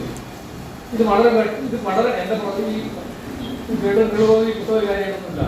ഞാൻ അതിന്റെ ഉള്ളടക്കത്തിന്റെ പേര് മാത്രം വായിച്ചു പോയതാണ്. അല്ലേ, ഇതൊന്നുമല്ല, വളരെ വിശദാംശം ചെറിയ പുസ്തകമാണെങ്കിൽ ഉള്ളടക്കത്തെ ചെറുതൊന്നുമല്ല. മറ്റൊന്ന് ഇത് ഉണ്ടാക്കിയെടുക്കൽ എളുപ്പമല്ല. ഉണ്ടാക്കിയെടുക്കൽ എളുപ്പം ശൂന്യതയല്ലേ. കുറച്ച് അറിവുകൾ കിട്ടുന്നവരുടെ കാര്യങ്ങൾ ഞാൻ രവീന്ദ്രൻ രാവിലെ വിളിച്ചിരുന്നു. അപ്പോൾ അദ്ദേഹം പറഞ്ഞൊരു കാര്യം, പിന്നെ PS തിരുമുമ്പ് ഇവിടുന്ന് തിരുക്കോട് വിട്ടിട്ട് പഠിക്കയിൽ പോകുന്നതിന് മുന്നേ ഉള്ള കാലത്ത് രവീന്ദ്രൻ പലപ്പോഴും സന്ദർശകനായിരുന്നു. അപ്പോൾ തിരുമുമ്പ് നിശ്ചലത്തിലാണ്. അപ്പോൾ അതുമായിട്ട് പല കാര്യങ്ങളും സംസാരിച്ചു. അതാണ് ഇന്ന് ഈ പുസ്തകത്തോട് പറയാനായെന്ന് രവീന്ദ്രൻ പറയുന്നത്. അത് സത്യമാണ്. പിന്നെ അത് പ്രധാനപ്പെട്ട ഒരു കാര്യമാണ്. അപ്പോൾ തിരുമുമ്പ് ചരിത്രത്തിന്റെ സാക്ഷിയാണ്. അപ്പോൾ ആ നിലയ്ക്ക് പ്രവർത്തകനാണ്. അപ്പോൾ ആ നിലയ്ക്ക് അദ്ദേഹത്തിന്റെ ഓർമ്മകൾ അങ്ങനെയുള്ള അതുപോലെ കൃഷ്ണനായരുടെ ഓർമ്മകൾ അദ്ദേഹത്തിന്റെ കൂടെയുണ്ട്. അങ്ങനെ പിന്നെ രവീന്ദ്രൻ മുതിരുന്നു, പ്രവർത്തകനാവുന്നു, പത്രങ്ങൾ വായിക്കുന്നു, ആളുമായിട്ട് ബന്ധമുണ്ടാവുന്നു. അതൊക്കെയാണ് ഈ പുസ്തകത്തിന്റെ പിന്നിലുള്ളത്. അപ്പോൾ പിന്നെ ഒരു ശൂന്യത ഉണ്ട്. നമ്മുടെ ഈ ചരിത്രം പല സ്ഥലങ്ങൾക്കും ഇല്ല, ആളുകൾക്ക് അറിയില്ല. മാത്രമല്ല ആളുകൾ ചരിത്രത്തിൽ താല്പര്യമില്ല. ഇതിന് പഴയ കാര്യങ്ങൾ പറയുന്നു എന്നുള്ള വിചാരം ഇപ്പോഴും നിലനിൽക്കുന്നത്. ചരിത്രം അപ്രസക്തമാണ്, പഴയ കാര്യങ്ങൾ ഒന്നും പറയേണ്ട കാര്യം, പഴയതെല്ലാം പോയില്ലേ, ഇതെല്ലാം വട്ടില്ലേ. അങ്ങനെയല്ല, ചരിത്രത്തെ കൃത്യമായിട്ട് ഉപയോഗിച്ചുകൊണ്ടാണ് പിന്നെ എല്ലാ ഭരണകൂടങ്ങളും പ്രവർത്തിക്കുന്നത് നമുക്കറിയാം. അപ്പോൾ ആ നിലയ്ക്ക് ആ ഒരു പ്രധാനപ്പെട്ട പ്രവർത്തനം അദ്ദേഹം നിർവഹിച്ചിട്ടുണ്ട്. പക്ഷേ ഈ പ്രവർത്തനത്തിന് ഒരു പരിമിതികളല്ല, ഇത് ഒറ്റ എഴുതേണ്ടതല്ല. ഈ പുസ്തകം ഞാൻ ഈ കാണിച്ച എല്ലാ ഈ ഡിബേറ്റിന്റെ പുസ്തകം ഒഴിച്ച് എല്ലാ പുസ്തകങ്ങളും കൂട്ടായിട്ട് എഴുതുക. ഉദൂർ ഗ്രാമചരിത്രത്തിൽ ഞാൻ കാര്യമായിട്ട് കൊണ്ടിട്ടാണ്. അപ്പോൾ അത് 2 വർഷത്തെ പണിയും എല്ലാ ദിവസവും പണിയെടുക്കുന്നതല്ല. ചില ആളുകളെ കാണുക, ഫോൺ വിളിക്കുക, കാരണം കൂട്ടങ്ങൾ ചേരുക, പത്രങ്ങൾ നോക്കുക, പഴയ നാടകക്കാരെ പോയി കാണുക, ഇവിടുത്തെ കാരെ പോയി കാണുക. അങ്ങനെ പണ്ട് ആൾക്കാരായിരുന്നു. നമ്മുടെ സ്വയംമാരുടെ കാവട്ടെ എടിയിലെ കാടിന്റെ കാവ്, ആ കാവിനെ കുറിച്ച് രസകരമായ വിവരം കിട്ടിയിരുന്നു. പിന്നെ റെയിലുണ്ടാക്കാൻ വേണ്ടിയിട്ട് ഇതില്ല പണ്ടത്തെ അങ്ങനെ പറയാം. സ്ലീപ്പറാണ്. സ്ലീപ്പറിന് വേണ്ടി അവിടെ നിന്ന് ഇനം കുറിച്ച് കൊണ്ടുപോയതിന്റെ വാർത്ത മാതൃഭൂമിയിൽ അതുകൊണ്ട് പറയാം, മാതൃഭൂമി നോക്കി. അങ്ങനെ ഒരുപാട് കാര്യങ്ങൾ, ഒരുപാട് ജോലികൾ പലരും പല സന്ദർഭങ്ങളിലായി പലരും ചേർന്ന് ചെയ്തുകൊണ്ടാണ്. ഇന്നും വിമർശിക്കുന്നത് ചെയ്യാം. പുസ്തകം പെർഫെക്റ്റ് ഒരു കുഴപ്പമില്ലാത്ത പുസ്തകമല്ല, ഒരുപാട് സാധ്യതകൾ ഇന്നുണ്ട്. പക്ഷെ അങ്ങനത്തെ പുസ്തകം ഉണ്ടായിരുന്നു. ഈ വാസ്തവത്തിൽ ഞാൻ ഇവിടെ പറയട്ടെ, ഈ ഗ്രാമചരിത്രം ഒറ്റയ്ക്ക് നിർമ്മിക്കാവുന്ന ഒന്നല്ല. കാരണം നമുക്ക് ഒന്നാമത് ശാരീരികമായിട്ട് പറ്റില്ല, മറ്റൊരു ഒരുപാട് തരത്തിലുള്ള ഡാറ്റ അപ്രതീക്ഷിതമായിട്ട് നമുക്ക് കിട്ടും. അപ്രതീക്ഷിതമായിട്ട് കിട്ടും. ഇപ്പം മാണിയാട്ട് ഗ്രാമചരിത്രത്തിന്റെ പണി തുടങ്ങി മുന്നോട്ട് പോകാൻ പറഞ്ഞ ഇവിടെ മന്ത്രവാദം ഒരു വീട് അതിന് പറഞ്ഞില്ല. മന്ത്രവാദം ഒരു പ്രധാനപ്പെട്ട പ്രവർത്തനമായി വിചാരിക്കുന്ന ഏതൊരു വീടുണ്ട്, അവിടെ പോകണം, അവിടെ ആളുകളെ ബന്ധപ്പെടണമെന്ന് പറയാം. അത് മന്ത്രവാദം ഉപയോഗിക്കാറെന്നല്ല, പക്ഷെ ആ കാര്യം ഉണ്ടായിരുന്നു പറയണത്. അപ്പോൾ അങ്ങനെ നമ്മൾ വിചാരിക്കാത്ത ഒരുപാട് കാര്യങ്ങളുണ്ട്. അത് കൂട്ടായ പ്രവർത്തനത്തിലൂടെ മാത്രം ഉണ്ടാക്കാൻ പറ്റും. അതിൻ്റെ ഒരു പരിധി ഞാൻ പറയുന്നില്ല. അതിൻ്റെ ഒരു പ്രശ്നം ഈ പുസ്തകത്തിന് തീർച്ചയായിട്ടും ഉണ്ട്. റിവേട്ടൻ ഒരു 5-6 ആളുടെ സംഘത്തെ രൂപീകരിച്ചാണ് ഉണ്ടാക്കിയതെങ്കിൽ, പക്ഷെ റിവേട്ടൻ പ്രധാന ഉദ്ദേശിച്ചത് ഇങ്ങനെയായിരിക്കാം, ഓർമ്മകൾ കുറിച്ചു വെക്കാനുള്ള പ്രധാനം. എനിക്ക് ലക്ഷ്യമായിട്ട് ഓർമ്മകൾ കുറിച്ചു വെക്കുക, അത് പുസ്തകമായിട്ട് ഇറക്കുക എന്നുള്ള പ്രധാനം. അല്ലെങ്കിൽ നഷ്ടപ്പെട്ടു പോകുന്നത്. ആളുകൾക്ക് ഓർമ്മ എല്ലാ ദിവസവും ഒരുപോലെ ഉണ്ടായിക്കോണമെന്നില്ല. അപ്പം ആ നിലക്ക് പുലിക്കോട് പഞ്ചായത്തിന്റെ ചരിത്രത്തിന്റെ ഒരു പ്രാഥമിക രൂപം എന്നുള്ള നിലയ്ക്ക് ഈ പുസ്തകം ഏറെ പ്രസക്തമാണ് എന്നാണ് പറയുന്നത്. മറ്റൊന്ന്, ഈ പുലിക്കോട് എന്നാണ് പുസ്തകത്തിൽ ചെയ്ത് പുലിക്കോടിന്റെ ചരിത്രവും വർത്തമാനവും എന്നാണ്. അപ്പോൾ ഞാൻ വായിച്ചു തുടങ്ങിയാൽ തോന്നുന്നു പുലിക്കോട് ഗ്രാമത്തിന്റെ ചരിത്രമൊക്കെ അങ്ങനെയാണ്. സാധാരണ പുലിക്കോട് ഗ്രാമത്തിനെയാണ് എനിക്ക് കൂടുതൽ പ്രാധാന്യം കിട്ടിയിട്ടുള്ളത്. പക്ഷെ ചില സ്ഥലത്ത് അങ്ങനെ അല്ലാതെ കോടക്കാടിന്റെ പേര് പറയുന്നത്, മാണിയാടിന്റെ പേരും വളരെ അപൂർവമായിട്ടാണ് പറയുന്നത്. അപ്പോൾ റിവേട്ടനനുസരിച്ച് തിട്ടമില്ലായ്മ ഉണ്ടായിരുന്നു. പുലിക്കോട് ഗ്രാമമാണോ പുലിക്കോട് പഞ്ചായത്താണോ എന്നുള്ളൊരു ഒരു കൺഫ്യൂഷൻ തീർച്ചയായിട്ടും ഉണ്ടായിരുന്നു. അതിന്റെ പ്രശ്നം ഈ പുസ്തകത്തിൽ ഉണ്ട്. പുലിക്കോട് എന്ന് പറയുന്ന പ്രദേശത്തിലാണ് റിവേട്ടൻ നിത്യപരിചയമുള്ള, കൂടുതൽ അറിയുന്ന പുലിക്കോട് എന്ന് പറയുന്ന പ്രദേശത്തിലാണ് ഇതിൽ കൂടുതൽ പ്രാധാന്യം കിട്ടിയിരിക്കുന്നത്. കൊടക്കാടിന് മാണിയാട്ടിനൊക്കെ കാര്യമായിട്ട് പ്രാധാന്യം കിട്ടിയിട്ടില്ല. പിന്നെ ഒരു കാര്യം അതിലൂടെ അവസാനിപ്പില്ല. 1964 അന്ന് പഞ്ചായത്ത് പ്രസിഡന്റായിരുന്ന TK കണ്ണൻ, അദ്ദേഹം മജിസ്ട്രേറ്റിന് ഗവൺമെന്റ് ജോലി കിട്ടി. അങ്ങനെ അദ്ദേഹം പഞ്ചായത്തിലെ പ്രസിഡന്റ് സ്ഥാനം രാജിവെച്ചു. പിന്നെ ബയ്യലക്കം ഭൂതക്കാർക്ക് പോകുന്നു. അതിനാണ് ശ്രീകൃഷ്ണൻ അതീത മത്സരം. അങ്ങനെ അദ്ദേഹം പഞ്ചായത്ത് പ്രസിഡന്റാണ്. പിന്നെ അദ്ദേഹം ദീർഘകാലം പഞ്ചായത്ത് പ്രസിഡന്റായിരുന്നു. പിന്നീട് വെള്ള പഞ്ചായത്ത് പ്രസിഡന്റുമാരായി. അവരൊക്കെ ഞാൻ മാണിയാട്ടുകാരനാണ് പറയുന്നത്. അപ്പം അത് ചരിത്രപരമായ കാര്യമാണ്. തങ്ങൾക്കൊണ്ട് പറയുന്നതാണ് എത്രയുണ്ട്. അവരൊക്കെ ഒന്നുകിൽ കൊടക്കാടുകാർ രണ്ടാമക്കാരാണ്, അല്ലെങ്കിൽ തിരുക്കോട് ഗ്രാമക്കാരാണ്. 64 കഴിഞ്ഞത് 60 കഴിഞ്ഞില്ല അല്ലേ? 60 കൊല്ലം മുമ്പ് മാത്രമാണ് ഒരു മാഴക്കാരൻ തിരുക്കോട് പഞ്ചായത്തിന്റെ പ്രസിഡന്റായിരുന്നത്. അതിന്റെ കാരണം എനിക്ക് കണ്ടുപിടിക്കാനോ ആരും കണ്ടുപിടിക്കാൻ പറ്റില്ല. ബട്ട് ഇത് റിയാലിറ്റി, അത് യാഥാർത്ഥ്യം. അതിന് കാരണമില്ലാതിരിക്കില്ല, ഒന്നിനും കാരണമില്ലാതിരിക്കില്ല. അകാരണമായി ലോകത്തിൽ ഒന്നുമില്ല. അത് എന്തെന്ന് എനിക്ക് അറിഞ്ഞൂടാ. അദ്ദേഹം എഴുതുമായിരുന്നല്ലോ, അതൊരു വിഷയമാണ്. ആ പ്രദേശത്തും പിന്നെ രാഷ്ട്രീയ പ്രവർത്തകരുടെ നേതാക്കന്മാരുടെ വിദ്യാഭ്യാസമുള്ളവരുടെ ഭരണനൈപുണ്യമുള്ളവർ ഉണ്ടാവുമല്ലോ. ഈ ഭരണനൈപുണ്യം പോലുള്ള കാര്യങ്ങൾ ചിലിക്കോടോ കൊടക്കാടോ തലക്കെട്ടി കിടക്കുന്നതല്ല, അതെല്ലാ സ്ഥലങ്ങളിലും ഉണ്ടോ. ഭരണനൈപുണ്യം ഇല്ലാന്ന് വിചാരിക്കുന്ന ഒരു അത്തരം സ്ഥാനങ്ങളിലെത്തിയാൽ ഭരണനൈപുണ്യം പ്രദർശിപ്പിക്കുന്ന ഉറപ്പാണ്. ഉത്തരവാദിത്തം കിട്ടിയാൽ അക്കാണെങ്കിൽ പെരുമാറും. പക്ഷെ അതിന്റെ കാരണം വിശദീകരിക്കാമെന്ന് പറഞ്ഞൂടാ. അങ്ങനെ അത് ജോലിച്ചോടി കിട്ടില്ല. അപ്പോൾ അതിനൊക്കെ അതൊരു വിഷയമാണ്. അപ്പോൾ അതൊരു പ്രശ്നമാണ്. ഞാനൊരു വിവാദത്തിന് വേണ്ടി പറയുന്നതല്ല, അതൊരു വിഷയമാണ്. എന്തുകൊണ്ട് ഈ ഒരു ഗ്രാമത്തിലെ ആളുകൾ കെ കുമാരേട്ടനൊക്കെ പഞ്ചായത്ത് വൈസ് പ്രസിഡന്റായിരുന്നു. അത് സത്യം. അപ്പോൾ അങ്ങനെയുള്ള ഒരുപാട് ഇതൊന്നും ലോകയത്വം നോക്കിയാൽ കിട്ടില്ല. എന്തുകൊണ്ടത് ഗ്രാമത്തിലെ ആൾക്കാർ പഞ്ചായത്ത് പ്രസിഡന്റ് ആവാത്തത്? ലോകയത്വം നോക്കിയാൽ കിട്ടുമോ? ഇല്ല, അത് ഗ്രാമയത്വം നോക്കിയാലേ കിട്ടും. അപ്പോൾ ഞാൻ ഒരു സാമ്പിളിനായിട്ട് ഞാൻ ഒരു കാര്യം പറഞ്ഞത്, ഇങ്ങനെ പുതിയ ചോദ്യങ്ങൾ നമ്മുടെ വ്യവസ്ഥയെക്കുറിച്ച്, നമ്മുടെ ഇടപെടലുകളെ കുറിച്ച്, നമ്മുടെ രാഷ്ട്രീയത്തെക്കുറിച്ച്, നമ്മുടെ സംഘാടനത്തെക്കുറിച്ച്, നമ്മുടെ പ്രതീക്ഷകളെക്കുറിച്ച്, നമ്മൾ ചെയ്യേണ്ട പുതിയ കാര്യങ്ങളെക്കുറിച്ച് ഒരുപാട് കാര്യങ്ങൾ. അതുകൊണ്ട് ഈ പുസ്തകം അടക്കമുള്ള ഗ്രാമചരിത്രങ്ങൾ ഭൂതകാലത്തിൻ്റെ പുസ്തകങ്ങൾ മാത്രമല്ല, ഇത് വർത്തമാനകാലത്തിൻ്റെ പുസ്തകമാണ്. വർത്തമാനകാലത്തിൽ എത്തിച്ചേർന്ന പുസ്തകമാണ്. മാത്രമല്ല നമ്മൾ എന്തൊക്കെയാണ് ചെയ്യേണ്ടത് എന്ന് പണ്ട് പിന്നെ ഈ മാവേലി പാട്ടിനെ കുറിച്ച് ഒരു പ്രൊഫസർ പറഞ്ഞിട്ടുണ്ട്. ഈ മാവേലി നാട് വാഴിടും കാലം എന്നല്ലേ പറയും. അത് ഭൂതകാലമല്ല, വർത്തമാനകാലം അല്ല, ഭാവി കാലം. ഞാൻ നാളെ കണ്ണൂരേക്ക് പോയി എടുക്കുന്നല്ലേ പറയും. ഭാവികാല ക്രിയയാണ് അതിലുള്ളതെന്ന് അത് ഗ്രമറിയാണ്, ഒരു വ്യാകരണ പണ്ഡിതർ പറഞ്ഞത്. സമയത്ത് പറഞ്ഞല്ല, ഒരു തിരുത്തെ പറഞ്ഞു. അപ്പോൾ ആ ചരിത്രമാണ് നമുക്ക് ഭാവിയുടെ ഒരു ക്രിയയാണ് അത് ഉപയോഗിക്കുന്നത്. അപ്പോൾ ഭാവിയുടെ രൂപങ്ങൾ നിർണ്ണയിക്കാൻ നമുക്ക് ചരിത്രം ഉപയോഗിക്കാൻ വേണ്ടി പറ്റും. അപ്പോൾ ഇത് സൂക്ഷ്മം. ഈ നമ്മുടെ പഞ്ചായത്ത് മെമ്പർമാരായിരുന്നു ആദ്യം വായിക്കുന്നത്. നമ്മുടെ പഞ്ചായത്ത് മെമ്പർമാരാണ്. ഈ നമ്മുടെ പഞ്ചായത്ത് ഇങ്ങനെ മോശത്തിലുള്ളതോ പഞ്ചായത്തിന്റെ പശ്ചാത്തലം എന്താണ്. പക്ഷെ നമ്മുടെ നേതൃരംഗത്തുള്ള പലർക്കും പിന്നെ ഇങ്ങനെയുള്ള കാര്യങ്ങൾ വേണ്ടപ്പോൾ താല്പര്യമില്ല എന്നുള്ളത് ഒരു രഹസ്യമോ പരസ്യമോ രണ്ടും കൂടിയതോ ഒക്കെയാണ്. അതുകൊണ്ട് ചില പ്രശ്നങ്ങളെല്ലാം വലിയ പ്രശ്നങ്ങൾ തന്നെ ഉണ്ടാവുന്നുണ്ട്. അപ്പോൾ അവരൊക്കെയാണ് ഇത്തരം മീറ്റിങ്ങുകളിൽ പ്രത്യേകിച്ച് ക്ഷണിക്കേണ്ടത്. അവർ വരുമോ അറിയില്ല, അത് വലിയ ആൾക്കാരാണ്. പിന്നെ അവരാണ് വരേണ്ടത്, അവർ മനസ്സിലാക്കേണ്ടത് ഈ വിഷയങ്ങളൊക്കെ. അപ്പോൾ ശരിക്കും പറയാൻ പറ്റില്ല, അങ്ങനെ പറയാം. ഈ പുസ്തകം നമുക്ക് ഒരിക്കലും അവഗണിക്കാൻ പറ്റാത്ത പുസ്തകമാണ്. ഒരു ഒറ്റ മനുഷ്യൻ അദ്ദേഹത്തിന്റെ ഓർമ്മയുടെയും പിന്നെ പരിമിതമായി നടത്തിയിട്ടുള്ള വിശദാശേഖരണത്തിന്റെയും നല്ല പുസ്തകം ഉണ്ടാക്കിയെടുത്തിരിക്കുന്നു. അതിനോട് അതിന്റെ പേരിൽ നമുക്ക് അദ്ദേഹത്തിനോട് നന്ദി ഉള്ളവർ ആയിരിക്കാനുണ്ട്. ഈ പുസ്തകം കൂടി ഉൾപ്പെടുത്തിയിട്ട് ഇതാണ് എൻ്റെ പിന്നെ സമാപന വാക്യം. ഈ പുസ്തകം കൂടി ഉൾപ്പെടുത്തിയിട്ട് തിരുക്കോടിന്റെ 3 ഗ്രാമങ്ങളെയും തുല്യനിലയ്ക്ക് പരിഗണിക്കുന്ന ഒരു സമഗ്രവും ജൈവവുമായിട്ടുള്ള ഒരു പുസ്തകം ഉണ്ടാവണമെന്ന് അത് നമ്മുടെ പഞ്ചായത്ത് പോലുള്ള സ്ഥാപനങ്ങൾ മുൻകൈ എടുക്കണമെന്ന് പറഞ്ഞുകൊണ്ട് ഈ ചർച്ചയിലുള്ള എൻ്റെ പങ്കാളിത്തം അവസാനിപ്പിക്കുന്നു.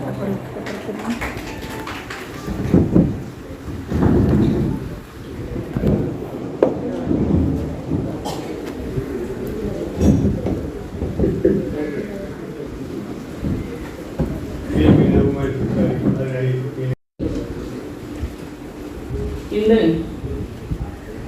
PG വായനാക്കൂട്ടത്തിന്റെ ഔപചാരികമായ ഉദ്ഘാടനം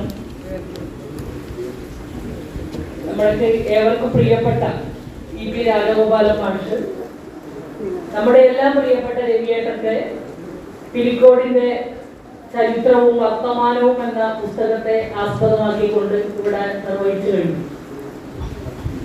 ഞാൻ ഈ പുസ്തകത്തെ കുറിച്ച് സംസാരിക്കാൻ വന്ന ആളെ അല്ല ഇന്ന്. ഒന്നാമത് ഞാൻ ഉമേഷോട് ഞാൻ പറഞ്ഞ മുമ്പേ രവിയേട്ടന്റെ ഈ പുസ്തകം ചോദ കവറുള്ള പുസ്തകം എന്റെ മനസ്സിൽ ഓർമ്മയുണ്ട്. ഒരു തവണ രവിയേട്ടനോട് വാങ്ങി വീട്ടിൽ വെച്ച് പേരെ കുറച്ച് വായിച്ചു വെച്ചിട്ടുണ്ട്. പക്ഷെ ഇപ്പൊ ഈ പുസ്തകം എവിടെ ഉണ്ട് എന്നുള്ളത് ഞാൻ ഇന്നലെ മിന്നാതെ ഉമേഷിനെ കണ്ടപ്പോ പറഞ്ഞു, ഉമേഷോട് ചോദ പുസ്തകമല്ലേ കവറുള്ള, ആ പുസ്തകം ഒന്ന് വായിച്ചെടുക്കണമെങ്കിൽ ഇന്ന് പരിധി കണ്ടുപിടിച്ചു ആണ് അതിനെ കാണേണ്ടത് എന്നതിനെ കുറിച്ചൊക്കെ തന്നെ വളരെ കൃത്യമായി ഇവിടെ വിശദീകരിച്ച് കഴിഞ്ഞിട്ടുണ്ട്. ഇതിന്റെ രവിയേട്ടന്റെ രണ്ടാമത്തെ പുസ്തകം ഇവിടെ സൂചിപ്പിച്ചു, ദർശനം എന്ന് പറയുന്ന മറ്റൊരു പുസ്തകത്തിന് മുമ്പ് രവിയേട്ടൻ എഴുതിയിട്ടുണ്ട്. 102 പേജുള്ള ആ പുസ്തകത്തിൽ 4 ഭാഗങ്ങളായി. ഒരുപാട് കരുണാരേട്ടനാണ് അതിന്റെ അവതാരിക എഴുതിയിട്ടുള്ളത്. പി കരുണാരേട്ടൻ വളരെ കൃത്യമായി അതിലെ കാര്യങ്ങളൊക്കെ തന്നെ പരാമർശിച്ചിട്ടുണ്ട്. ഓർമ്മകളുടെ അടയാളപ്പെടുത്തലാണ് ചരിത്രം. അതിൽ ഒരുപക്ഷെ രാഘവൻ മാഷ് സൂചിപ്പിച്ചതുപോലെ ആ ചരിത്രം പൂർണ്ണമാണ് എന്ന് എന്തായാലും നമുക്ക് പറയാൻ വേണ്ടി കഴിയില്ല. അങ്ങനെ പൂർണ്ണമാക്കണമെങ്കിൽ രവിയേട്ടൻ ഒരാളല്ല, ഒരുപാട് ആളുകൾ പ്രയത്നിച്ചാൽ പോലും പൂർണ്ണമായി ഒരു ഗ്രാമത്തിന്റെ ചരിത്രം നമുക്ക് എഴുതിപ്പെടുക എന്നുള്ളത് വലിയ പ്രയാസമുള്ള കാര്യമാണ്. ഇപ്പൊ തന്നെ പറഞ്ഞു, ഒരു ചരിത്രത്തിൽ എന്തൊക്കെ കാര്യങ്ങൾ ഉണ്ടാകണം അല്ലെ? അതിൽ ഒരു ആഘോഷങ്ങൾ എന്നുള്ള ഒരു അധ്യായമാണെങ്കിൽ എടുത്താൽ തന്നെ ആയിരക്കണക്കിന് പേജുകൾ വേണമെങ്കിൽ ഓരോ മതവിഭാഗത്തിന്റെയും അതിൽ ഉപജാതികളുടെയും ഒക്കെ തന്നെ ആഘോഷങ്ങളെ കുറിച്ച് പറയുമ്പോൾ നമുക്ക് എഴുതാൻ വേണ്ടി കഴിയും. സ്വാഭാവികമാണ്. തീർച്ചയായും പിലിക്കോടിനാണ് അതിന് കൂടുതൽ പ്രാധാന്യം കൊടുത്തത് എന്നതിൽ യാതൊരു സംശയവുമില്ല. കൊടക്കാടും മാണിയാട്ടിന്റെയും കാര്യങ്ങളൊക്കെ തന്നെ അതിൽ വരുന്നുണ്ട്. ഞാനിങ്ങനെ വായിച്ചു വന്നപ്പോ നമ്മുടെ തൊട്ടടുത്തുള്ള രായരമംഗല ക്ഷേത്രത്തിൽ കണ്ണാടിയാണ് പ്രതിഷ്ഠ എന്ന് വായിച്ചിട്ടുണ്ട്. നമ്മുടെ കണ്ണാടി പ്രതിഷ്ഠയുള്ള ക്ഷേത്രമാണ് ഇത്. ഡയലോഗ് പറയാതെ പോയിട്ടുണ്ട് ഇല്ലേ? തലപ്പൊറാട്ട് കാണാൻ പൂർവോത്സവത്തിലൊക്കെ രായരമംഗലത്തെ പ്രതിഷ്ഠ കണ്ണാടി പ്രതിഷ്ഠയാണ്. അവിടെ മുതിരേരി വാഴിനെ കുറിച്ചൊക്കെ തന്നെ സൂചിപ്പിക്കുന്നത്. ഇപ്പോ ഇവിടെ നമ്മുടെ കൊട്ടിയൂർ ഉത്സവവുമായി ബന്ധപ്പെട്ടുകൊണ്ട് മുതിരേരി വാഴുമായി ബന്ധപ്പെട്ടുകൊണ്ട് നമ്പൂരി പോകുന്ന കഥയൊക്കെ തന്നെ റീലും ഇതെല്ലായിട്ട് തുടർച്ചയായി വരുന്നുണ്ട്. വായിക്കുമ്പോൾ നമ്മളെ സ്ട്രൈക്ക് ചെയ്യുന്ന ചില കാര്യങ്ങൾ പറഞ്ഞു. ഞാൻ നേരത്തെ പറഞ്ഞാൽ പൂർണ്ണമായി വായിക്കാൻ മനസ്സിൽ വായിക്കാൻ പറ്റിയില്ല, ഇതെല്ലാം സജീവമായിട്ട് വരുന്നുണ്ട്. അതുപോലെ പൂരക്കളിയുടെ ഒരു ചരിത്രത്തിൽ പക്ഷെ അത് നമുക്കൊരു ചരിത്രമായി രേഖപ്പെടുത്താൻ തോന്നി. രവിയേട്ടൻ പറയുന്ന ഒരു കാര്യം, കാമദേവൻ ഇല്ലാതെ ദേവസുന്ദരികൾ 18 ദേവസുന്ദരികള് 18 രാഗങ്ങളിൽ 18 നിറങ്ങളിൽ ആടിത്തമർത്ത് നർത്തനം ചെയ്ത പൂരക്കളി.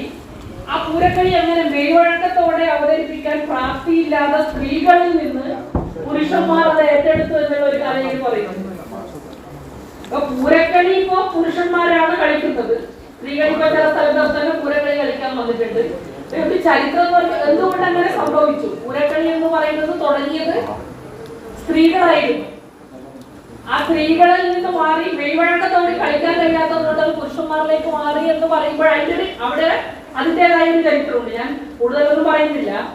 ഇത്തരത്തിൽ നമുക്കതിന്റെ ഓരോ ഭാഗങ്ങളും കൃത്യമായി പരിശോധിച്ച് നോക്കിയാൽ കുറച്ചുകൂടി അവഗാഹത്തോട് കൂടി ഇനിയും കൂടുതൽ കാര്യങ്ങൾ ചേർത്തുകൊണ്ട് ഇവിടെ നേരത്തെ രാജഗോപാൽ സൂചിപ്പിച്ചതുപോലെ ആ ചരിത്രത്തെ കൂടുതൽ പൂർത്തിയാക്കും. വലിയ എഫേർട്ടാണ് രവിയേട്ടൻ ആ കാര്യത്തിൽ എടുത്തിട്ടുള്ളത് എന്നതിന്റെ കാര്യത്തിൽ യാതൊരു തർക്കവുമില്ല. ആ ചരിത്രം പറയുന്നതോടൊപ്പം ഇന്ത്യൻ സ്വാതന്ത്ര്യ സമര ചരിത്രത്തെയും കേരളത്തിന്റെ രാഷ്ട്രീയ സാമൂഹിക പരിസ്ഥിതികളെയും ഒക്കെ തന്നെ ഈ ഗ്രാമചരിത്രത്തിന്റെ ഭാഗമായി ഉൾക്കൊള്ളിച്ചുകൊണ്ട് മാത്രമേ നമുക്കതിനെ വായിച്ചെടുക്കാൻ കഴിയൂ. അങ്ങനെ തന്നെയാണ് രവിയേട്ടൻ ആ പുസ്തകത്തിൽ സൂചിപ്പിച്ചിട്ടുമുള്ളത്. അപ്പൊ തീർച്ചയായും നേരത്തെ പറഞ്ഞ ഒരു ഗ്രാമ ചരിത്രത്തിൽ ഇന്ന കാര്യങ്ങളൊക്കെ ഉണ്ടാവണം എന്നുള്ളത് മാഷ് ഒരു സൂചകം എന്ന രീതിയിൽ പറഞ്ഞു. ഇനിയും നമുക്ക് ആലോചിച്ചാൽ കൂടുതൽ കാര്യങ്ങൾ തീർച്ചയായും നമുക്ക് ലഭിക്കും. അതൊക്കെ തന്നെ ചേർത്തുകൊണ്ട് ഈ ചരിത്രം സമ്പൂർണമായ രീതിയിലേക്ക് അച്ചടിക്കുന്നതിന് വേണ്ടിയുള്ള ആയുസ്സും ആരോഗ്യവും രവിയേട്ടൻ ഉണ്ടാകട്ടെ എന്ന് ഞാൻ ആശംസിക്കുകയാണ്.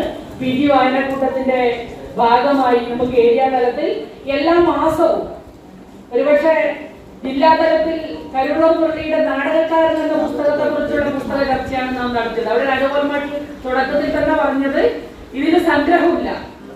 നമ്മൾ സാധാരണ ഒരു കഥാചർച്ച നടത്തുമ്പോൾ സ്വാഭാവികമായും അതിൽ ആ ചർച്ചകൾക്ക് അത് എവിടെ തുടങ്ങി എവിടെ അവസാനിക്കുന്നു എന്നുള്ളതാണ്. അതേപോലെ ഈ ചരിത്രത്തിനും ചരിത്ര പുസ്തകത്തിനും ഒന്നില്ല ഒരു സംഗ്രഹമില്ല. തുടക്കവും ഒടുക്കവും എങ്ങനെയെന്ന് നമുക്ക് പറയാൻ കഴിയാത്ത രീതിയിൽ തന്നെയാണ് ഇത് പോകുന്നത്. ആ നാടകക്കാരനിലും നമ്മുടെ നാട്ടിലുള്ള നാടകക്കാരെ കുറിച്ചൊക്കെ തന്നെയാണ് ഒരുപാട് കാര്യങ്ങൾ കേരളത്തിൽ ആ പുസ്തകത്തിൽ സൂചിപ്പിച്ചിട്ടുണ്ട്. അതേ രീതിയിൽ നമ്മുടെ ചരിത്രത്തില് പുലിക്കോടിന്റെ എല്ലാ ഭാഗങ്ങളെയും ഉൾക്കൊള്ളിച്ചുകൊണ്ടുള്ള ഒരു ചരിത്ര പുസ്തകമാക്കി അത് നമുക്ക് മാറ്റിയെടുക്കാൻ വേണ്ടി കഴിയണം. ഞാൻ സൂചിപ്പിച്ചത് PG വായനാക്കൂട്ടത്തിന്റെ ഭാഗമായി ഏരിയ തലത്തിൽ ഇവിടെ ഇരിക്കുന്ന സദസ്സിൽ തന്നെ നിരവധി കവികളും കവയത്രികളും ഉണ്ട്, എഴുത്തുകാരുണ്ട്. മനോജ് എന്റെ മുന്നിൽ ഇരിക്കുന്നുണ്ട്, മനു ഉണ്ട്, ബിന്ദു ടീച്ചറുണ്ട്, വിനേഷ് കൊടക്കാടുണ്ട്. ഇവിടെ ഉൾപ്പെടെയുള്ള ആളുകളുടെ പുസ്തകങ്ങളൊക്കെ തന്നെ നമുക്ക് ചർച്ച നടത്തിക്കൊണ്ട് ഈ വായനാക്കൂട്ടം ഏറ്റവും സജീവമായി മുന്നോട്ട് കൊണ്ടുപോകാൻ നമുക്ക് കഴിയണമെന്ന് മാത്രം സൂചിപ്പിച്ചുകൊണ്ട് ഞാൻ പിലിക്കോട് എന്നുള്ളത് ആദ്യം ചോദിച്ചതുപോലെ തന്നെ പിലിക്കോട് ഗ്രാമമാണോ പിലിക്കോട് പഞ്ചായത്താണോ എന്നൊരു ചോദ്യമുണ്ട്. അപ്പോൾ ഈ പഞ്ചായത്തിന്റെ ചരിത്രം എന്നുള്ളത് എനിക്ക് തോന്നുന്നത് ഒരു അധികാര കേന്ദ്രത്തിന്റെ ചരിത്രമാണ്, ഒരു പ്രദേശത്തിന്റെ അല്ല. പിലിക്കോടിന്റെ എന്ന് പറഞ്ഞാൽ യഥാർത്ഥ പിലിക്കോട് കൊടക്കാടും അണിയാട്ടും ചുറ്റുവട്ടങ്ങളിൽ നിലനിൽക്കുന്നത്. അതൊക്കെയാണ് പറഞ്ഞാൽ പിലിക്കോട് എന്ന ഒരർത്ഥം. കാരണം പ്രധാനമായിട്ട് പറഞ്ഞ് ഈ പ്രദേശം മൊത്തം കേന്ദ്രീകരിക്കുന്നത് ഗൈരമംഗലം ആയിട്ട് ബന്ധപ്പെട്ടാണ്. അവിടുത്തെ ആചാരങ്ങളും അവിടുത്തെ ആഘോഷങ്ങളും ഒക്കെ തന്നെ കരുവള്ളൂരും കൊടക്കാടും ബന്ധപ്പെട്ടുകൊണ്ടേയിരിക്കുന്നത്. അപ്പോൾ സ്വാഭാവികമായിട്ടും പിലിക്കോട് എന്നുള്ളത് ഇതിന്റെ കേന്ദ്ര നേതൃത്വം പിലിക്കോടാണെങ്കിലും കരിവള്ളൂരും കൊടക്കാടും മാണിയാട്ടും ഒക്കെ ചേർന്നുള്ള ഒരു പ്രദേശത്തിന്റെ ചരിത്രമാണിത്. പക്ഷെ ഇതിന്റെ അപര്യാപ്തത എന്താണെന്ന് വെച്ചാൽ ഒരു ചരിത്രം എന്നുള്ളത് ഇത് ഒരു സംക്ഷിപ്ത ചരിത്രം മാത്രമാണ്. ചരിത്രമെന്ന് വിശദമായ ചരിത്രമെന്ന് ഈ പുസ്തകത്തിൽ നമുക്ക് പറയാൻ പറ്റില്ല. ഒരു പഠനം, ഇതിനെക്കുറിച്ച് പഠനം ചെയ്യുകയാണെങ്കിൽ ഇതിൽ കുറേ കാര്യങ്ങൾ നമുക്ക് കിട്ടുന്നുണ്ട്. അത് നമുക്ക് പിന്നീട് മറ്റു പുസ്തകങ്ങളിലൂടെ കണ്ടെത്തുകയും പഠിക്കുകയും ചെയ്യുന്നുണ്ട്. അപ്പൊ അങ്ങനെ സംക്ഷിപ്തമായ ഒരു ചരിത്രമായിട്ടാണ് ഈ പുസ്തകം മുമ്പിലുള്ളത്. അപ്പോൾ അത് അതിൻ്റെതായ പരിമിതികളും അതിനുണ്ട്. കാരണം ശരിക്കും പറഞ്ഞാൽ 196 പേജ് ചെറിയ പുസ്തകം, ഒരു ഗ്രാമത്തിന് മാത്രം ഇത്ര ചെറിയ പുസ്തകം ചരിത്രമാവില്ല. വളരെ വിശദമായ ഒരു ചരിത്രം ഉണ്ടാക്കി കഴിഞ്ഞാൽ ചുരുങ്ങിയത് കേരളത്തിലുള്ള നാടകക്കാരനെ പോലെ ഒരു വലിയ പുസ്തകമായിരിക്കും. അതാണ് ശരിക്കും ചരിത്രത്തിന്റെ മൊത്തം നമ്മൾ ഏടുകൾ എടുത്താൽ ഈ പുസ്തകത്തിന്റെ ഉള്ളടക്കം തന്നെ 3 ഏടുകളാണ്. ഇപ്പോ 4 പറയും 3 ഏടാണുള്ളത്. ഒന്ന് പുരാവൃത്തം, പോരാട്ടങ്ങൾ, പരിവർത്തനങ്ങൾ. ഈ 3 ഏടുകളാണ് ഈ ഉള്ളടക്കം. മറ്റൊന്ന് പോരാളികൾ എന്നുള്ളതാണ്. പോരാളികൾ എന്നുള്ളത് ശരിക്കും ഒരു വിവരണം മാത്രമാണ്, ചരിത്രത്തിന്റെ ഭാഗമായിട്ടുള്ള വിവരണമാണ് അവസാനം ഇത് പോരാളികൾ എന്നുള്ളത്. അപ്പൊ ഈ അർത്ഥത്തിൽ ഇതിൻ്റെതായ അപര്യാപ്തതകൾ ഒന്ന് ഇതാണ്. ഇതിന് ഒരു ഉദാഹരണം ഞാൻ പറഞ്ഞുതരാം. പോര് കൊള്ളുക എന്നുള്ളൊരു ചടങ്ങുണ്ട്. ആ ചടങ്ങ് സ്വാഭാവിക ചരിത്രത്തിന്റെ ഭാഗമായിട്ട് അതൊന്ന് വിശദീകരിച്ച് ഉണ്ടെങ്കിൽ മാത്രമേ നമുക്ക് അത് ഉൾക്കൊള്ളിയാൻ കാരണം പുതിയ കുട്ടികൾക്ക് പഠിക്കണമെന്ന് മനസ്സിലാവട്ടെ. അപ്പോൾ പോത് കൊള്ളുക എന്നുള്ള ഒരു വാക്കുകൊണ്ട് അത് വിശദീകരിച്ചുകൊണ്ട് കാര്യം നടക്കില്ല. ഒരു പക്ഷേ ഒരു ചെറിയ ലേഖനം പോലെ തന്നെ അത് വേണ്ടി വരും. ആ രീതിയിലായിരിക്കണം ചരിത്രം വികസിപ്പിക്കാൻ, എഴുത്ത് വികസനം. അതാണ് അതിന്റെ ഒന്നാമത്തെ പ്രശ്നം.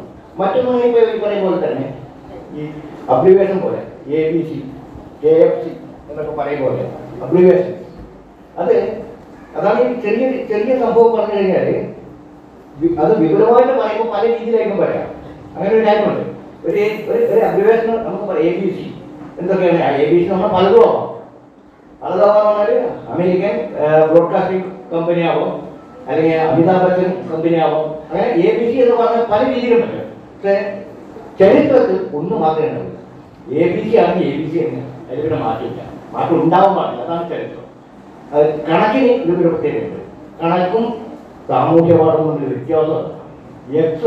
എക്സ് എന്ന് പറയുന്നത് ഒരു പക്ഷേ ഞാനും ഞങ്ങളും ഞങ്ങളോളവും ഞങ്ങളിൽ പറയും ഞങ്ങൾ അതിൽ പറയും ഞാനും ചേർന്നാൽ 100 എന്ന് പറയുമ്പോൾ കണക്ക് കാരണം എന്താക്കിയിരിക്കുക 100 = x plus X into plus x/2 plus x/4 plus 1 എന്നാൽ 100 ആദ്യം എക്സ് എടുക്കണം. ആ എക്സ് നിയതമായിട്ടുള്ള ഒരു അങ്കണമാണ്, അളവാണ്. പക്ഷേ ആ എക്സ് എന്ന് പറയുന്ന പോലെ തന്നെ ചരിത്രത്തിലും ഒരു നിമിത്തം ഏതെങ്കിലും ഒരു സംഭവത്തെ, ഏതെങ്കിലും ഒരു വിഷയത്തെ നമ്മൾ വ്യാഖ്യാനിക്കുന്നുണ്ടെങ്കിൽ അത് കൃത്യമായ ഒരു ഒന്നിനെ അടയാളപ്പെടുത്താനായിരിക്കും. അല്ല നമുക്ക് ഏതാണ് അത് പറഞ്ഞ് ഇതാണ് എന്ന് അതാണോ ഇതാണോ എന്നുള്ള പ്രശ്നം അത് ചരിത്രത്തിൽ ഉണ്ടാവാൻ പാടില്ല. അപ്പൊ അതിന്റെ ഒരു ഉദാഹരണം ഞാൻ പറഞ്ഞാൽ ഈ പുസ്തകത്തിൽ തന്നെ കൊടക്കാട് എന്ന പേര് പറഞ്ഞാല് കൊടപ്പനയുടെ കാട് എന്നാണ് രവിയുടെ പുസ്തകത്തിലുള്ളത്. ഇതേപോലെ കൊടക്കാട് രാഘവത്തിലൂടെ ചരിത്രം കൊടക്കാട് എന്ന് പറഞ്ഞാൽ കൊടക്കാട് ദാനം ചെയ്ത കാട് എന്നാണ്. കൊട എന്ന് പറഞ്ഞാൽ ദാനം, അങ്ങനെയാണ് കൊടക്കാട് എന്ന പേര് വന്നതാണ്.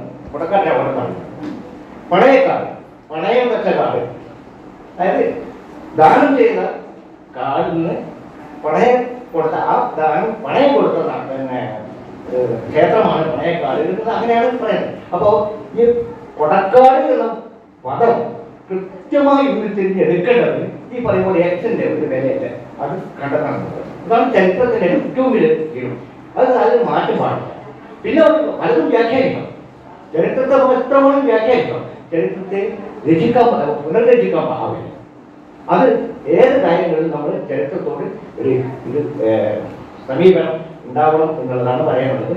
മറ്റിപ്പോ നല്ലൊരു പുസ്തകമാണ്. പുസ്തകം പറഞ്ഞാൽ എനിക്ക് ഒരു പരാജയം 2011 പ്രകാശിപ്പിച്ച ഒരു പുസ്തകം.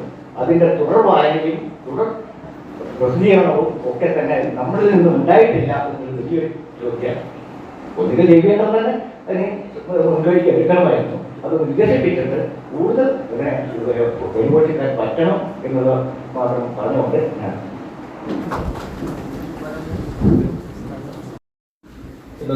ഞാൻ വായിക്കേണ്ടേ. ഇങ്ങനെയുള്ള പുസ്തകങ്ങൾ വായിക്കുമ്പോഴൊരു പ്രശ്നം, നമ്മളൊരു വിമർശകന്റെ മനസ്സോടു കൂടിയിട്ടാണ് ഇത്തരം പുസ്തകങ്ങൾ വായിക്കുക. കാരണം ഇത് വളരെ പ്രധാനപ്പെട്ട ഒരു സംഗതിയാണ്. ചരിത്രം എഴുതുക എന്ന് പറയുന്നത് നമുക്ക് സാധിക്കാത്തതും എന്നാൽ സാധിച്ച ആളുടെ പുസ്തകം നോക്കി നമുക്ക് വളരെ എളുപ്പത്തിൽ വിമർശിക്കാൻ കഴിയുന്നതുമായിട്ടുള്ള ഒരു സാധനമാണ്. ഏറ്റവും പ്രധാനം എനിക്ക് തോന്നുന്നത് മുഖ്യധാര ചരിത്രത്തിന്റെ കാലം ഏതാണ്ട് അവസാനിച്ചു കഴിഞ്ഞിട്ടുണ്ട്. മുഖ്യധാര ചരിത്രം എന്നൊന്നില്ല. ഇനി പ്രാദേശിക ചരിത്രത്തിനാണ് നമ്മുടെ നാട്ടിൽ പ്രസക്തി എന്നാണ് എനിക്ക് പലപ്പോഴും ഇപ്പോൾ ധാരാളം സ്ഥലങ്ങളുടെ ചരിത്രം ഇപ്പോൾ വന്നുകൊണ്ടിരിക്കുന്നുണ്ട്. ചെറു ഇടങ്ങളുടെ ചരിത്രം വന്നുകൊണ്ടിരിക്കുന്നുണ്ട്. ഇപ്പോൾ മാഷ് ഉദിനൂരിന്റെ ഗ്രാമചരിത്രത്തെ കുറിച്ച് നേരത്തെ ഉണ്ടാക്കിയ പുസ്തകം ഇവിടെയുണ്ട്. അപ്പൊ അങ്ങനെ എല്ലാ ഗ്രാമങ്ങളുടെയും ചരിത്രത്തിന് പ്രസക്തി കൂടി വരുന്ന ഒരു കാലമാണ്. അപ്പൊ അങ്ങനെ ഒരു കാലത്താണ് പിലിക്കോടിന്റെ ചരിത്രം നമ്മുടെ മുമ്പിലേക്ക് വരുന്നത്. അതുകൊണ്ട് ഇതെനിക്ക് തോന്നുന്നത്, ഇപ്പൊ നമ്മൾ സാധാരണ പറയും write history, WRITE write history, ചരിത്രം എഴുതുക എന്ന് പറയുന്നതിന് പകരം ആ ഹിസ്റ്ററിയിൽ സത്യമായിട്ടുള്ളത് പലതും കുറഞ്ഞു പോകുമ്പോൾ ഇല്ലാതാവുമ്പോൾ റൈറ്റ് ഹിസ്റ്ററി എന്നൊരു സംഗതി വരും. RIGHT എന്ന്. ഇപ്പൊ ശരിയായ ചരിത്രം ഏത് എന്നുള്ള ഒരു പ്രശ്നം നമ്മുടെ മുമ്പിലുണ്ട്. ആരുടെ ചരിത്രമാണ് ശരിയായ ചരിത്രം? അപ്പോ സാധാരണ ചരിത്രങ്ങളിലൊന്നും തന്നെ ഈ പറഞ്ഞതുപോലെ സാധാരണ മനുഷ്യരില്ല. ശരിക്കും നമുക്കത് ഞാൻ പറയേണ്ട കാര്യമില്ല, എല്ലാവർക്കും അതിനെപ്പറ്റി അറിയുന്നതാണ്. അധികാരികളുടെയോ രാജാക്കന്മാരുടെയോ അല്ലെങ്കിൽ ഈ പറഞ്ഞതുപോലെ ദൈവങ്ങളുടെയോ ഒക്കെ ചരിത്രമാണ് മുഖ്യധാര ചരിത്രത്തിൽ പലപ്പോഴും പ്രത്യക്ഷപ്പെടുന്നത്. അപ്പൊ അതുകൊണ്ട് തന്നെ റൈറ്റ് ഹിസ്റ്ററിക്ക് വേണ്ടിയിട്ടുള്ള ശ്രമമാണ് കഴിഞ്ഞ കുറെ കാലങ്ങളായിട്ട് നമ്മുടെ നാട്ടിൽ ചരിത്രകാരന്മാർ നടത്തിക്കൊണ്ടിരിക്കുന്നത്. അതിന്റെ ഭാഗമായിട്ട് ഈ ഓരോ നാടിനും ഒരു ചരിത്ര പുസ്തകം എന്ന നിലയിലേക്ക് ഉള്ള ഒരു ശ്രമത്തിന്റെ ഭാഗമായിട്ടാണ് പിലിക്കോടിന്റെ ചരിത്രത്തെ നമ്മൾ കാണുന്നത്. എനിക്ക് തോന്നുന്നത് രവിയേട്ടനെ ഈ പുസ്തക രചനയ്ക്ക് സഹായിച്ചിട്ടുള്ള ഒരു സംഗതി മാർസിയൻ ചരിത്ര വീക്ഷണം ആണ് എന്ന് തോന്നിയിട്ടുണ്ട്. ബിപിൻ ചന്ദ്രനും അദ്ദേഹം ഒരു സ്ഥലത്ത് ഉദ്ധരിക്കുകയൊക്കെ ചെയ്യുന്നുണ്ട്. ഒരു പരമ്പരാഗതമായിട്ടുള്ള ഒരു രീതിശാസ്ത്രം ഇതിനു വേണ്ടി ഇത് പിന്തുടരുന്നുണ്ട്. പുരാവൃത്തത്തെ കുറിച്ച് പറയുന്നു, പിന്നെ ദേശ പരിണാമങ്ങളെ കുറിച്ച് പറയുന്നു, പുരാവൃത്തത്തെ കുറിച്ച് പറയുന്നു. അങ്ങനെ ഈ ഒരു പ്രത്യേക സ്ഥലത്തെ കുറിച്ച് പറയുമ്പോൾ ഉടനെ അവിടുത്തെ ക്ഷേത്ര കേന്ദ്രീകൃതമായിട്ടുള്ള ഒരു ചരിത്രത്തിലേക്ക് പോകുന്നത് എന്തുകൊണ്ട് എന്ന് പലപ്പോഴും ഞാൻ ആലോചിച്ചു. അപ്പൊ നീലേശ്വരത്തെ കുറിച്ച് ആരെങ്കിലും എന്തെങ്കിലും എഴുതുന്ന സമയത്ത് ഉടൻ തളിയിൽ ക്ഷേത്രത്തിലേക്ക് പോകും, അല്ലെങ്കിൽ രാജവംശം മുതലാണ് നീലേശ്വരത്തിന്റെ ചരിത്രം തുടങ്ങുന്നതെന്നാണ് ആളുകൾ വിചാരിക്കുന്നത്. എങ്ങനെയാണ് അങ്ങനെ ചിന്തിക്കുന്നതെന്ന് മനസ്സിലാവുന്നില്ല.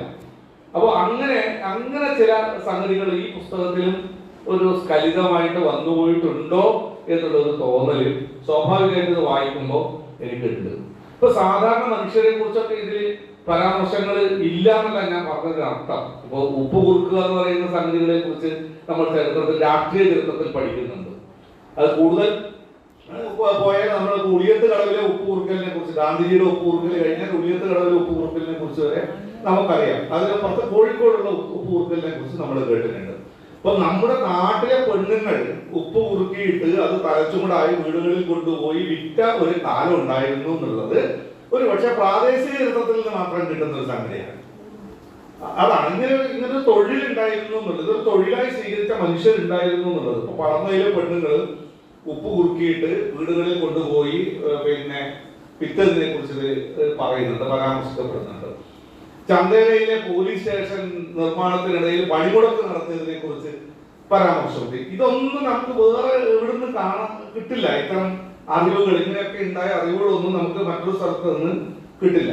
ഇപ്പൊ TS തിരുമുമ്പിൽ പ്രായം അധികമായതുകൊണ്ട് അഭിനവ് ഭാരതി യുവസംഘത്തിന്റെ യോഗത്തിലേക്ക് പ്രവേശനം നിഷേധിക്കപ്പെട്ടതിനെ കുറിച്ച് ഇതിലെ പരാമർശം. ഈ ഒറ്റ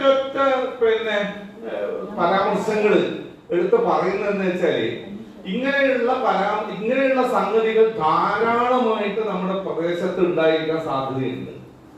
ഇത് മുഖ്യധാര ചരിത്രം പൂർണ്ണമായിട്ട് മറച്ചു വെച്ച സംഗതികളാണ്.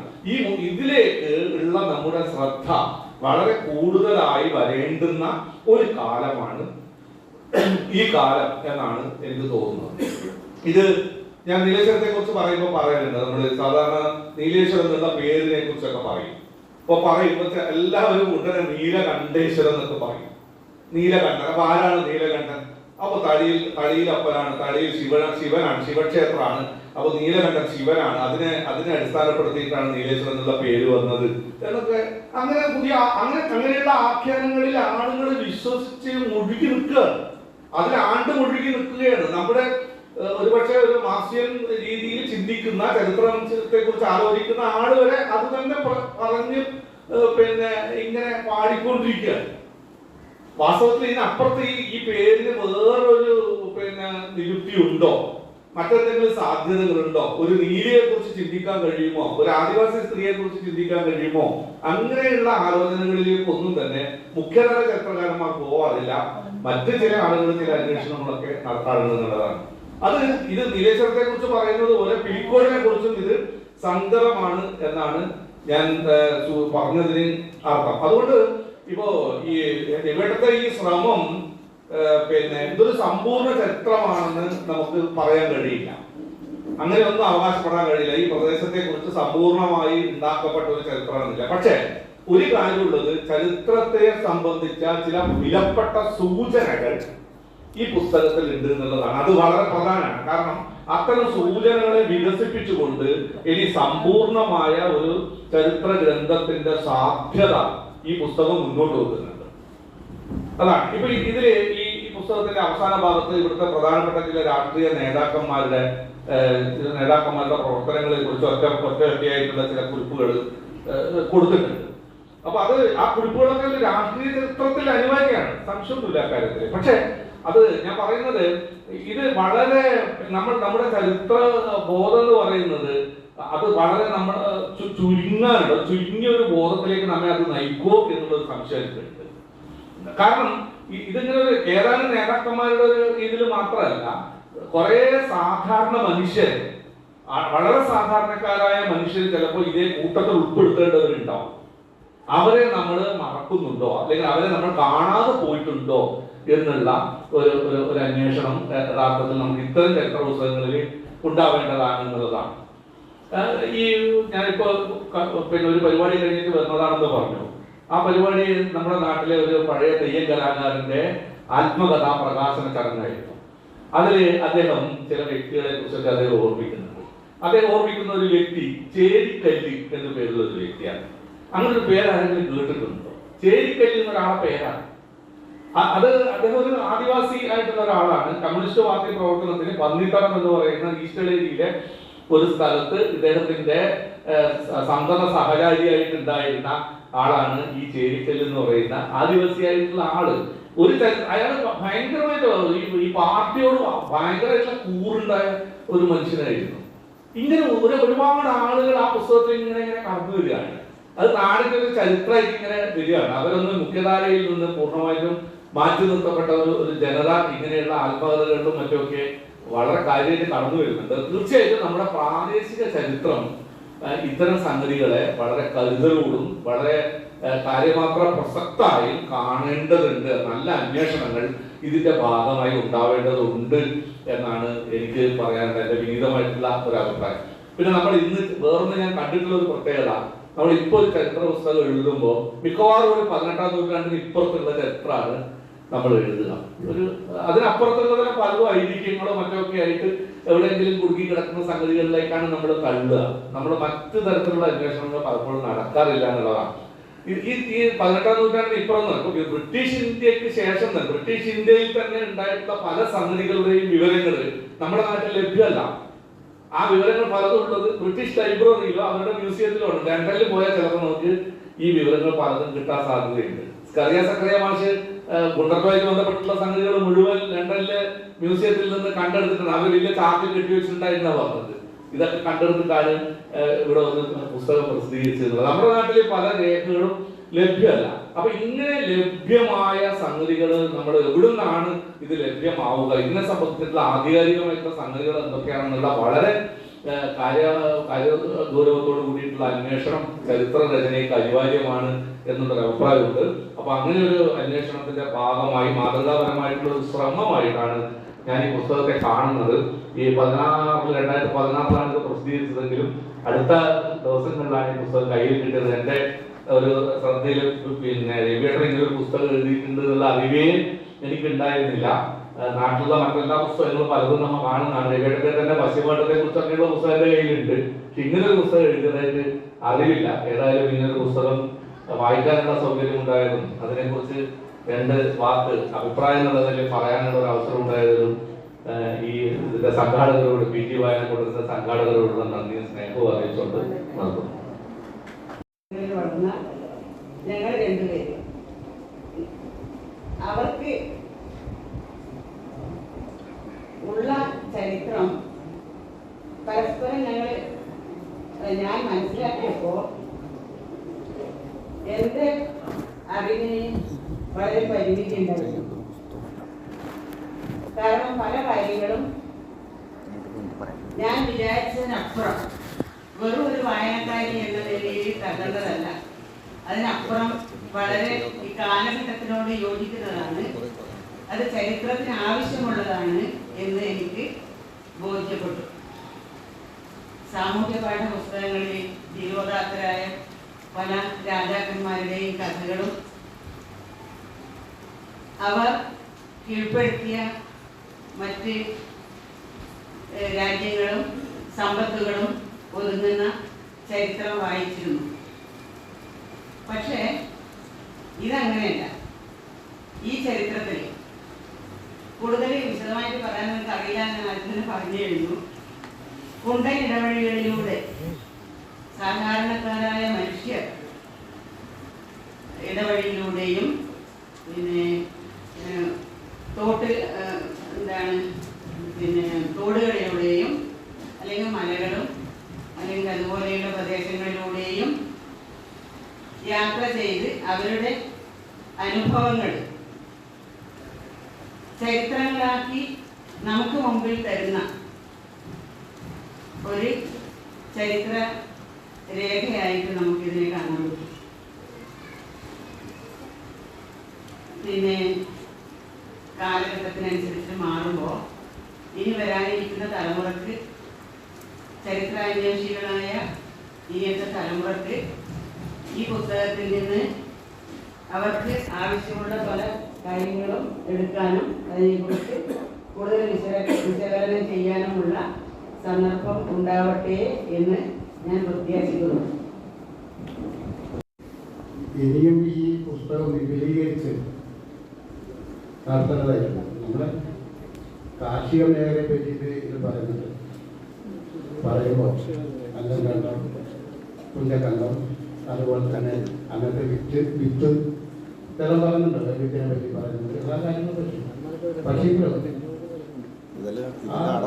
ഒന്ന് ജന്മിത്വ അവസാനിപ്പിച്ചിട്ട് അതിന് ശേഷം ഇതിലൊരു കൃഷി രീതി ഒന്നാമത് പറഞ്ഞാൽ നമ്മുടെ പുത്രയുടെ ഒരു സംഘം സ്ത്രീകൾ അവരെ ഇന്ന ദിക്കിലേക്ക് ആണ് തനിച്ചുകൊണ്ടുള്ള ഇതാണ് ഒരു കുടുംബം തന്നെയാണ്. അല്ലെങ്കിൽ കൂടുതൽ വീട് ഇപ്പം ഈ ഭാഗത്ത് തന്നെയാണ് അധികം പേര് മനക്കാം.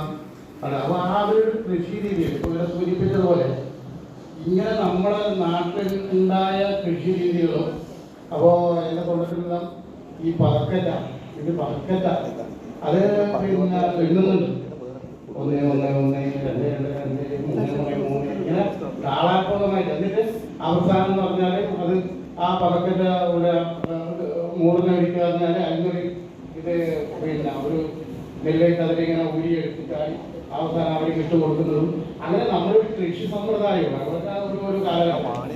അപ്പോൾ ഈ പുസ്തകം പല രീതിയിലും വിവരിക്കുക. ഇപ്പോൾ ഞാൻ രവിയോട് പറഞ്ഞു ഇത് വേണമെങ്കിൽ ഒരു 10 300 പേജോ 400 പേജിന്റെ പുസ്തകം അത്രയും റെക്കോർഡിൻ്റെതായ ഓരോരോ കാര്യങ്ങളെ സംബന്ധിച്ചിട്ട് കൃഷി രീതിയെ പറ്റി മറ്റേ ഒരുപാട് പൂരക്കളി നമ്മളിപ്പോൾ കാവുകളിൽ പൂരക്കളി ഞാനുള്ള പൂരക്കളിയിൽ അപ്പോൾ എനിക്കൊരു കാര്യമാണ് ഈ 18 നിറങ്ങളിൽ ഇങ്ങനെ 18 സ്ത്രീകളുടെ പേരെല്ലാം പറയുന്നത് ഓരോരോ ആളെയും പേര് പറഞ്ഞിട്ടുണ്ട്. അപ്പോൾ ഇതെല്ലാം പറഞ്ഞാൽ പുതിയ തലമുറക്ക് പറഞ്ഞാൽ നമ്മളിത് ഈ ചർച്ച ചെയ്യാൻ തന്നെ വൈകിപ്പോയില്ല. ഇവിടെ കുറെ വൈകിപ്പോയില്ലതാണ്. അപ്പോൾ എന്തുകൊണ്ടോ വൈകിപ്പോയി. പക്ഷേ എന്ന് പറഞ്ഞാൽ ഈ ചരിത്രം തിരുക്കോടിൻ്റെ ചരിത്രം അതുപോലെ തന്നെ മാണിനാട്ട് പിന്നെ കൊടക്കാട് അപ്പോൾ ഇങ്ങനെ ഒരുപാട് പിന്നെ കാര്യങ്ങളെ സംബന്ധിച്ചു. പിന്നെ എനിക്കത് നേരിട്ട് ഈ ഡിബേറ്റിൻ്റെ അച്ഛൻ കൃഷ്ണനായർ ഞാൻ 83 ഇങ്ങനെ RSR ബുദ്ധിമുട്ട് അപ്പോൾ മംഗലാപുരം ആസ്പത്രിയിൽ കിടന്ന് ബോധം വരുന്ന സമയത്ത് എന്നാ കൃഷ്ണനായർ മോനെ എന്ന് പറഞ്ഞ് ഞാൻ തട്ടി വയ്ക്കുന്നു. അപ്പോൾ എനിക്ക് അത് ഭയങ്കരമായ ഒരു പിന്നെ എൻ്റെ അച്ഛനോട് എന്ന് പറഞ്ഞിട്ടുണ്ട് മോൻ എന്തെങ്കിലും ആവശ്യമുണ്ടെങ്കിൽ പറയണം പോയിന്നാ എന്താ പറയുന്നത്. അപ്പോൾ അച്ഛൻ ഇടയ്ക്കിടെ പറയണത് ചെമ്മന്തേരി കൃഷ്ണനായർ എന്നോട് കാര്യങ്ങളൊക്കെ പറഞ്ഞു. ഇതെല്ലാം എന്നോട് ഇങ്ങനെ പറയും ഇങ്ങനെ പറയണം ഇങ്ങനെ പറയും. അപ്പോൾ പറഞ്ഞിട്ടൊന്നുമില്ല, അത്രയും പറഞ്ഞില്ല, ഞാനും പറഞ്ഞില്ല, ആരും പറഞ്ഞു. അപ്പോൾ ഇങ്ങനെയുള്ള ഒരുപാട് ഒരു ചരിത്ര പുരുഷൻ്റെ അല്ലെങ്കിൽ ഞങ്ങൾക്കെല്ലാം അനുഭവമില്ലത് കൃഷ്ണനായർ മകൻ എന്ന രീതിയിൽ അദ്ദേഹത്തിന് ഇതിനെക്കാട്ടി എഴുതാൻ പറ്റും. പിന്നെ നമ്മുടെ നാട്ടിൽ ഈ 88 നമ്മുടെ ഈ കുഞ്ഞിരാമൻ വൈസ് പ്രസിഡന്റ് 91 ആകുമ്പോൾ കൃഷ്ണനായർ പിന്നെ ജില്ലാ കൗൺസിൽ ചേർന്നാണ്. അപ്പോൾ നമ്മുടെ നാട്ടിൽ കരണ്ട് സ്പെഷ്യൽ ഓർഡറായിട്ട് കൃഷ്ണനായർ നമ്മൾ ഭയങ്കരമായിട്ട് സ്പെഷ്യൽ ഓർഡറായിട്ട് കൃഷ്ണനായരുടെ ഇടപെട്ട് ആ കരണ്ട് വന്നു. അതൊരു വലിയൊരു സംഭവമാണ് ഉത്തരവാദിയെ സംബന്ധിച്ചല്ല. അപ്പോൾ ഇങ്ങനെയുള്ള ഈ നാട്ടിൻപുറത്തിൽ ഈ ഇങ്ങനെ നമുക്കെല്ലാ അനുഭവങ്ങളാണ് ഞാൻ പറയുന്നത്. അപ്പോൾ ഇതിന് ഈ 83 മുതൽ ഞാൻ ഈ സമൂഹത്തിൽ ഇങ്ങനെ നടന്നുകൊണ്ടിരിക്കുന്നു. പിന്നെ ഈ എനിക്ക് മാറ്റം പറഞ്ഞ ഈ ചെറുപ്പക്കാരോടുള്ള ഈ പ്രസംഗത്തിൻ്റെ ശൈലി അത് ഞാൻ പണ്ടേ ഇങ്ങനെ ഞാൻ പറഞ്ഞുകൊണ്ടിട്ടുണ്ട്. എന്തിനാണ് ഇങ്ങനെ ഈ ശബ്ദബോധം ഉണ്ടാകുന്നത്? സാധാരണ ഗതിയിൽ നമുക്ക് അറിയുന്ന രീതിയിൽ പറഞ്ഞാൽ പോലെ അപ്പോൾ ഇങ്ങനെ അതൊരു ശൈലിയാണ്. അത് SFI മുതൽ എനിക്ക് തോന്നുന്നു SFI മുതൽ DYFI ഇങ്ങനെ ഇല്ലാതിരിക്കലാണ് ഒരു വല്ലാത്ത രീതിയിൽ ഇങ്ങനെ അത് കൃത്രിമതയാണ്. നമുക്ക് പറഞ്ഞതിനോട് ഞാൻ ചോദിക്കുന്നത് അതിപ്പോൾ എനിക്ക് മുമ്പേ പറഞ്ഞു. പിന്നെ ഈ മാനിയാട് പ്രസിഡന്റില്ല അത് ഞാൻ പണ്ടേ പറയുന്നത് ഈ മോഹൻ മാസത്തോട് ഞാൻ പറയുന്നത് നിങ്ങളുടെ നാട്ടിൽ അതൊരു പ്രസിഡന്റ് കിട്ടാറ് എന്ന് പറയുന്നത്. ഇത് ഞാൻ എന്തുകൊണ്ട് തന്നെ ഈ രാഷ്ട്രീയപരമായ സമൂഹത്തിൻ്റെ ഉള്ളിൽ തന്നെ നമ്മൾ നടന്നു കൊടുക്കുമ്പോൾ പല പല കാര്യങ്ങളും സംബന്ധിച്ചിട്ട് നമുക്കുണ്ട്. ഇതിൽ വരാതെ പോയ എൻ്റെ നാട്ടിൽ ഒരാളുണ്ട് ഒരു കർഷക സംഘത്തിൻ്റെ അതായത് ഇരുന്നൂട്ട് രാമൻ എന്ന് പറയുന്നൊരു ആളുണ്ട്. അപ്പോൾ അത് ഈ പുസ്തകത്തിൽ കുറേ ആൾ പേര് പറയുമ്പോൾ അദ്ദേഹത്തിന് ഈ കർഷക സംഘത്തിൻ്റെയും മറ്റെല്ലാം ആളായിട്ട് പഠിക്കുകയും ചെയ്തതാണ്. അതുപോലെ പോലെയെന്ന് അല്ല ഞാൻ പറഞ്ഞത്. ഈ പുസ്തകം ഇനിയും നമ്മുടെ ചരിത്രത്തിലേക്ക് രവിയേട്ടന് ഒന്നും കൂടെ ശ്രമിച്ചിട്ട് ഈ പുസ്തകത്തെ ഒന്ന് വിപുലീകരിച്ച് മുന്നോട്ട് പോകണമെന്നുള്ള അഭിപ്രായമാണ് എന്നെ സംബന്ധിച്ചത്. പുസ്തകത്തിൻ്റെ പല കാര്യത്തെ കുറിച്ചിട്ടും പറയാനുണ്ട്, അത് സമയമില്ല. അതുകൊണ്ട് ഇത്രയും പറഞ്ഞുകൊണ്ട് നമ്മളൊരു ചെറിയ വായനക്കാരൻ എന്ന് പറഞ്ഞാൽ അത് നമ്മൾ നിർവഹിക്കുന്നുണ്ടെന്ന് പറഞ്ഞു നിർത്തുകയാണ്.